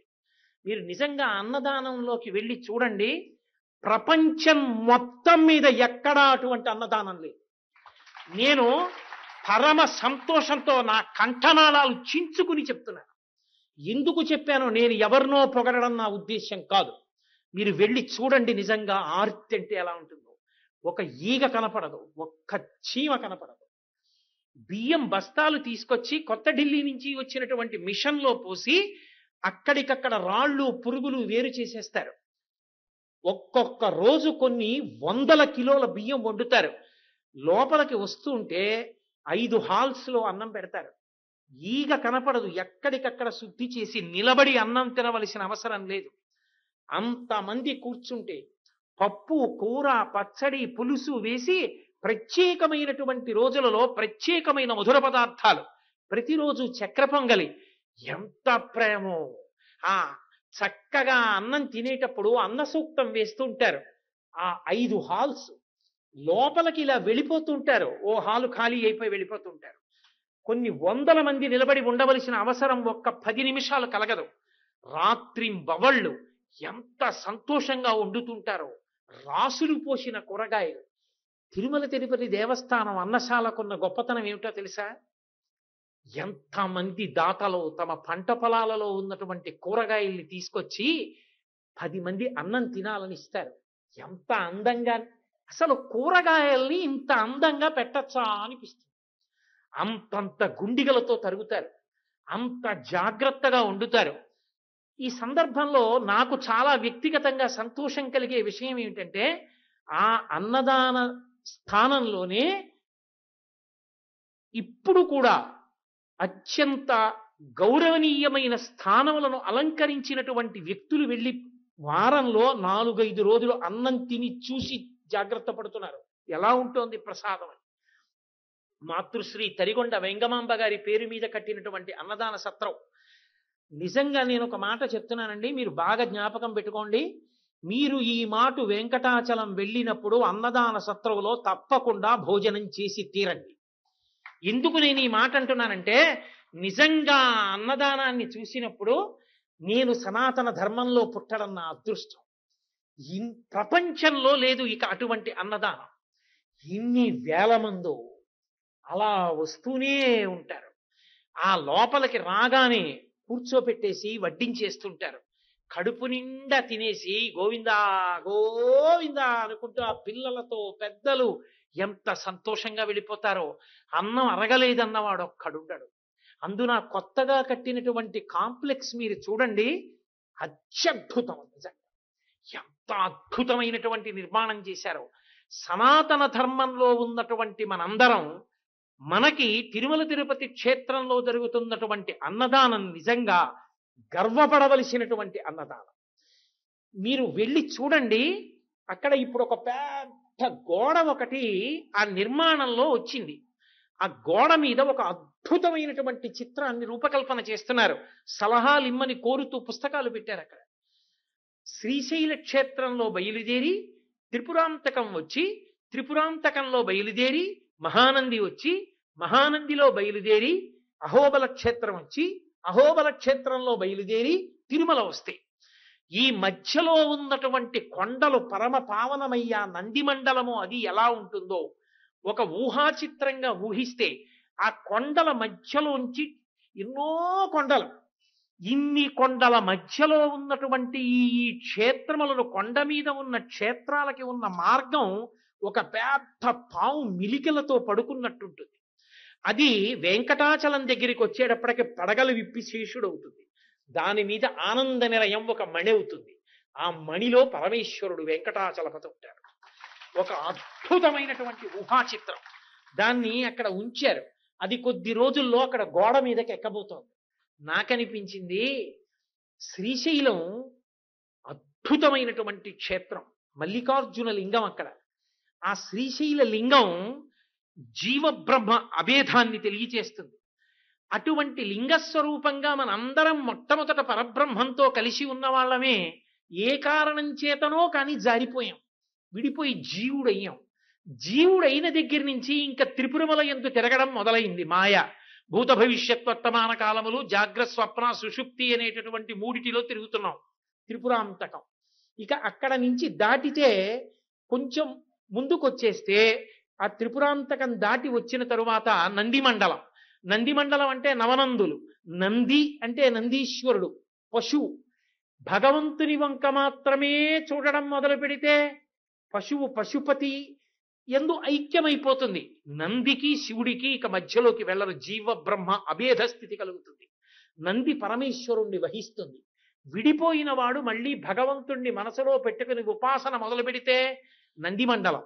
ఆ నంది మండలం దాటితే జీవుడికి ఉండిపోయినటువంటి కామము, క్రోధము అన్న హిరణ్యాక్ష హిరణ్యకశపుల్ని సంహరించగలిగినటువంటి అహోబల నరసింహస్వామి అనుగ్రహం కలిగితే జీవుని యొక్క జీవస్థితి పూర్తిగా నశించి మళ్ళీ ఆనంద నిలయంలో వెంకటరమణుడితో కలిసి సమస్త పాపములు పోయి జీవబ్రహ్మైక్య సిద్ధి కలుగుతుంది. 7 కొండలు ఎక్కడం అంటే 6 చక్రములు దాటి సహస్రారమునందు ప్రవేశించి ఆ మళ్ళీ సంతోషంగా ఆ అమృతధారల యందు తడిసిపోవడం, లేదా అష్టాంగ యోగంలో 7 భూమికలు దాటి 8వ భూమికి అయిన సమాధి స్థితిని అనుభవించడం. ఆంతరముగా జీవుని యొక్క ప్రయాణాన్ని బాహ్యంలో ఆంధ్రదేశంలో వెలిసినటువంటి అద్భుతమైన ఆ కొండలు, కొండల మీద క్షేత్రాలు, క్షేత్రాల దారి పాము మిలికలు, చివర తోక ఉంటే శ్రీశైలంలో తోక అనుకుంటే వెంకటాచలం వచ్చేటప్పటికి పడగలు విప్పినటువంటి శేషుడు, మణి ఆనంద నిలయం, అందులో వెంకటరమణుడు, ఆ ఊహాచిత్రం, దాని మీద అభిప్రాయాలు కోరుతున్నటువంటి ఆ స్థానం. ఇప్పటికీ వెంకటాచలంలో ఉన్నటువంటి అన్నదానంలో గొప్పతనం ఏమిటో తెలుసా? ప్రతిరోజు వకుళమాత యొక్క విగ్రహాన్ని అక్కడ పెట్టి, వెంకటరమణ స్వామి వారి అమ్మగారు కనుక ప్రతిరోజు వంటశాలని ఆనంద నిలయంలో ఆవిడే చూస్తుంటుంది కనుక అమ్మవారికి విస్తరి వేసి అన్నాన్ని వకుళమాతకి నైవేద్యం పెట్టి మొట్టమొదట అమ్మ తిన్న నైవేద్యం అమ్మ ప్రసాదంగా మనందరికీ పెడతారు. ఎందుకో తెలుసా? అమ్మ బిడ్డలకి అన్నం పెట్టడం అంటే అమ్మ పెట్టిందే అమృతం, మేము పెట్టట్లేదు. స్వామి అమ్మ ఇంతమంది బిడ్డలు వచ్చారు, వెంకటరమణుడు నాకు ఎలా బిడ్డో, వీళ్ళందరూ నా బిడ్డలే, వీళ్ళందరూ అన్నం తింటున్నారా అని అందరికీ వకుళమాత చేతి ప్రసాదంగా అందాలని ఆ తల్లికి నైవేద్యం పెట్టిన విస్తరి కనపడుతుంది మీకు అక్కడికి వెళ్ళి చూస్తే. ఆవిడికి విస్తరి వేసి భోజనం పెట్టి నైవేద్యం పెట్టి ప్రసాదాలన్నీ కూడా వడ్డన చేస్తారు. చక్కగా అక్కడ లోపల చూస్తే అన్నపూర్ణే సదాపూర్ణే శంకర ప్రాణవల్లభే జ్ఞాన వైరాగ్య సిద్ధ్యర్థం భిక్షాం దేహి చ పార్వతి అన్న బోర్డులు. అక్కడ అన్నం తింటే, చక్కగా అన్నపూర్ణాష్టకం చదువుకుంటే ఈ భూమి మారదు, ఈ భూమి ఇలాగే ఉంటుంది. జీవరాశి పెరుగుతోంది. ఈ జీవరాశి పెరుగుతుంటే వీళ్ళందరికీ అన్నం ఇవ్వగలిగిన శక్తిగా అన్నపూర్ణయే ఉన్నది. అటువంటి తల్లిగా ఉండి ఆమెయే భక్తి జ్ఞాన వైరాగ్యములను మనకి ఇవ్వాలి. అటువంటి తల్లి యొక్క అష్టకం వినబడుతుండగా, అన్న సూక్తం వినబడుతుండగా స్పీకర్స్ లో పరమ ప్రేమతో వడ్డిస్తారు. ఎంతంత పెద్ద పెద్ద ఫిల్టర్స్, ఎంత చక్కటి తాగునీరు అందిస్తారో. మనమందరం గర్వపడవలసినటువంటి అన్నదానం. నాకు తెలిసినంత వరకు ప్రపంచంలో అంత అన్నదానం చేస్తున్న క్షేత్రము వేరొకటి లేదు. మనందరం వకుళమాత బిడ్డలం, మనందరం వెంకటేశ్వరుడి కింకరం. అందరం కలిసి అక్కడికి వెళ్ళి చక్కగా కూర్చుని భోజనం చెయ్యాలి. వెంకటాచలం వెళ్ళి కూడా రుచుల కోసం, ఇంద్రియాల కోసం అక్కరలేనటువంటి పదార్థాల్ని అమ్ముకునేటటువంటి స్థానాలకు వెళ్ళి అక్కడ కూడా ఏవో కాగితాలు చూసి ఫలానావి తెమ్మని తినడం కన్నా వకుళమాత ప్రసాదం తిని వెంకటేశ్వరానుగ్రహాన్ని పొందగలిగితే మనందరం ధన్యులం అవుతాం. ఎక్కడికి వెళ్ళినా మా క్షేత్రంలో జరిగే అన్నదానం ఎలా ఉంటుందో తెలుసా? 10 మందికి అన్నం పెట్టడం అంటే మా క్షేత్రాలు ఎలా పెడతాయో తెలుసా అని పొంగిపోతాం. మన బిడ్డల్ని తీసుకెళ్లి చూపిస్తే అబ్బా ఇదిరా అన్నదానం అంటే, 10 మందికి ఆకలితో ఉన్న వాళ్ళకి అన్నం పెట్టడం అంటే ఇదిరా అంటే, రేపు పొద్దున్న వాడు ఎంత పెద్ద ఉద్యోగం చేసినా వెంకటాచలంలో అన్నదానాన్ని ఆదుకునేటటువంటి వాడు అవుతాడు. కాబట్టి వెంకటాచల క్షేత్రంలో నియమ పాలనము అన్న మాట వెనక అంతటి ఔచిత్యము దాగి ఉన్నది. ఒక క్షేత్రానికి వెళ్ళి కొన్ని ఆచారాల్ని మనం పాటించాలి అంటే మొట్టమొదట మనసుని దానికి సంబంధించినటువంటి విషయం మీద ఆర్ద్రతతో, విశ్వాసంతో నిలబెట్టాలి. తప్ప ఇన్ని విన్నా మనదైన ధోరణిలో మనం ప్రవర్తిద్దాం అనుకున్నా దాని వలన వచ్చేటటువంటి ఉపయోగం ఉండదు. మనం పుస్తకం చదువుకున్నా, ఒక విషయాన్ని విన్నా, దానికి అనుగుణంగా మన యాత్రని మార్చుకోవడానికి స్థిరమైన సంకల్పం చేసుకుని వెంకటాచల క్షేత్రాన్ని చేరుకుని చక్కగా కలియుగంలో మహానుభావుడు అందుకే అంటారు, వెంకటాద్రి సమంస్థానం బ్రహ్మాండే నాస్తికించన వెంకటేశ సమోదేవో నభూతో నభవిష్యతి. అసలు నిజంగా ఎన్నో అవతారాలు ఉన్నాయి మహానుభావుడివి. వేదోద్ధారణ, మందరాభరణ, వృద్ధి, ధర్మ నిర్మాణ, ప్రహ్లాదత్రాణ, బలిప్రతారణ, నృపాహంకార నిర్వాపన, వైదేహీ రమణ, ధనంజయ జయ వ్యాపార పారీణ, క్షోణీ దివ్యత్కరుణ, తమోహరణ, తండ్రి వెంకటేశ ప్రభు. దశావతారాలు ఎత్తినప్పటికీ ఎక్కడ అధర్మం ఉంటే అక్కడ పీచ మణిచి బాణప్రయోగం చేసి ఇక మళ్ళీ ఆలోచించకుండా నిత్తుటి ఏర్లు పారింపచేశాడు అధర్మాన్ని తుడిచిపెట్టడానికి. కానీ ఒక్క కలియుగంలో మాత్రం కలి యొక్క ఉద్ధతి ఉంటుందని మహానుభావుడై తన పాదములు చూపిస్తూ అలాగే నిలబడి, నా పాదములు చూడండ్రా, నన్ను నమ్మండ్రా, మీకు సంసారం ఇక్కడ వరకే వస్తుందని ముద్ర పట్టి చూపిస్తూ మన కోసమని కరుణామూర్తి అయి నిలబడ్డాడు. అటువంటి వెంకటరమణుడి క్షేత్రానికి వెళ్ళడానికి కొద్ది గంటలు ప్రయాణం చేస్తే వెళ్ళగలిగినటువంటి అత్యద్భుతమైన సౌకర్యమున్న ప్రదేశంలో పుట్టడం మనం చేసుకున్న అదృష్టం.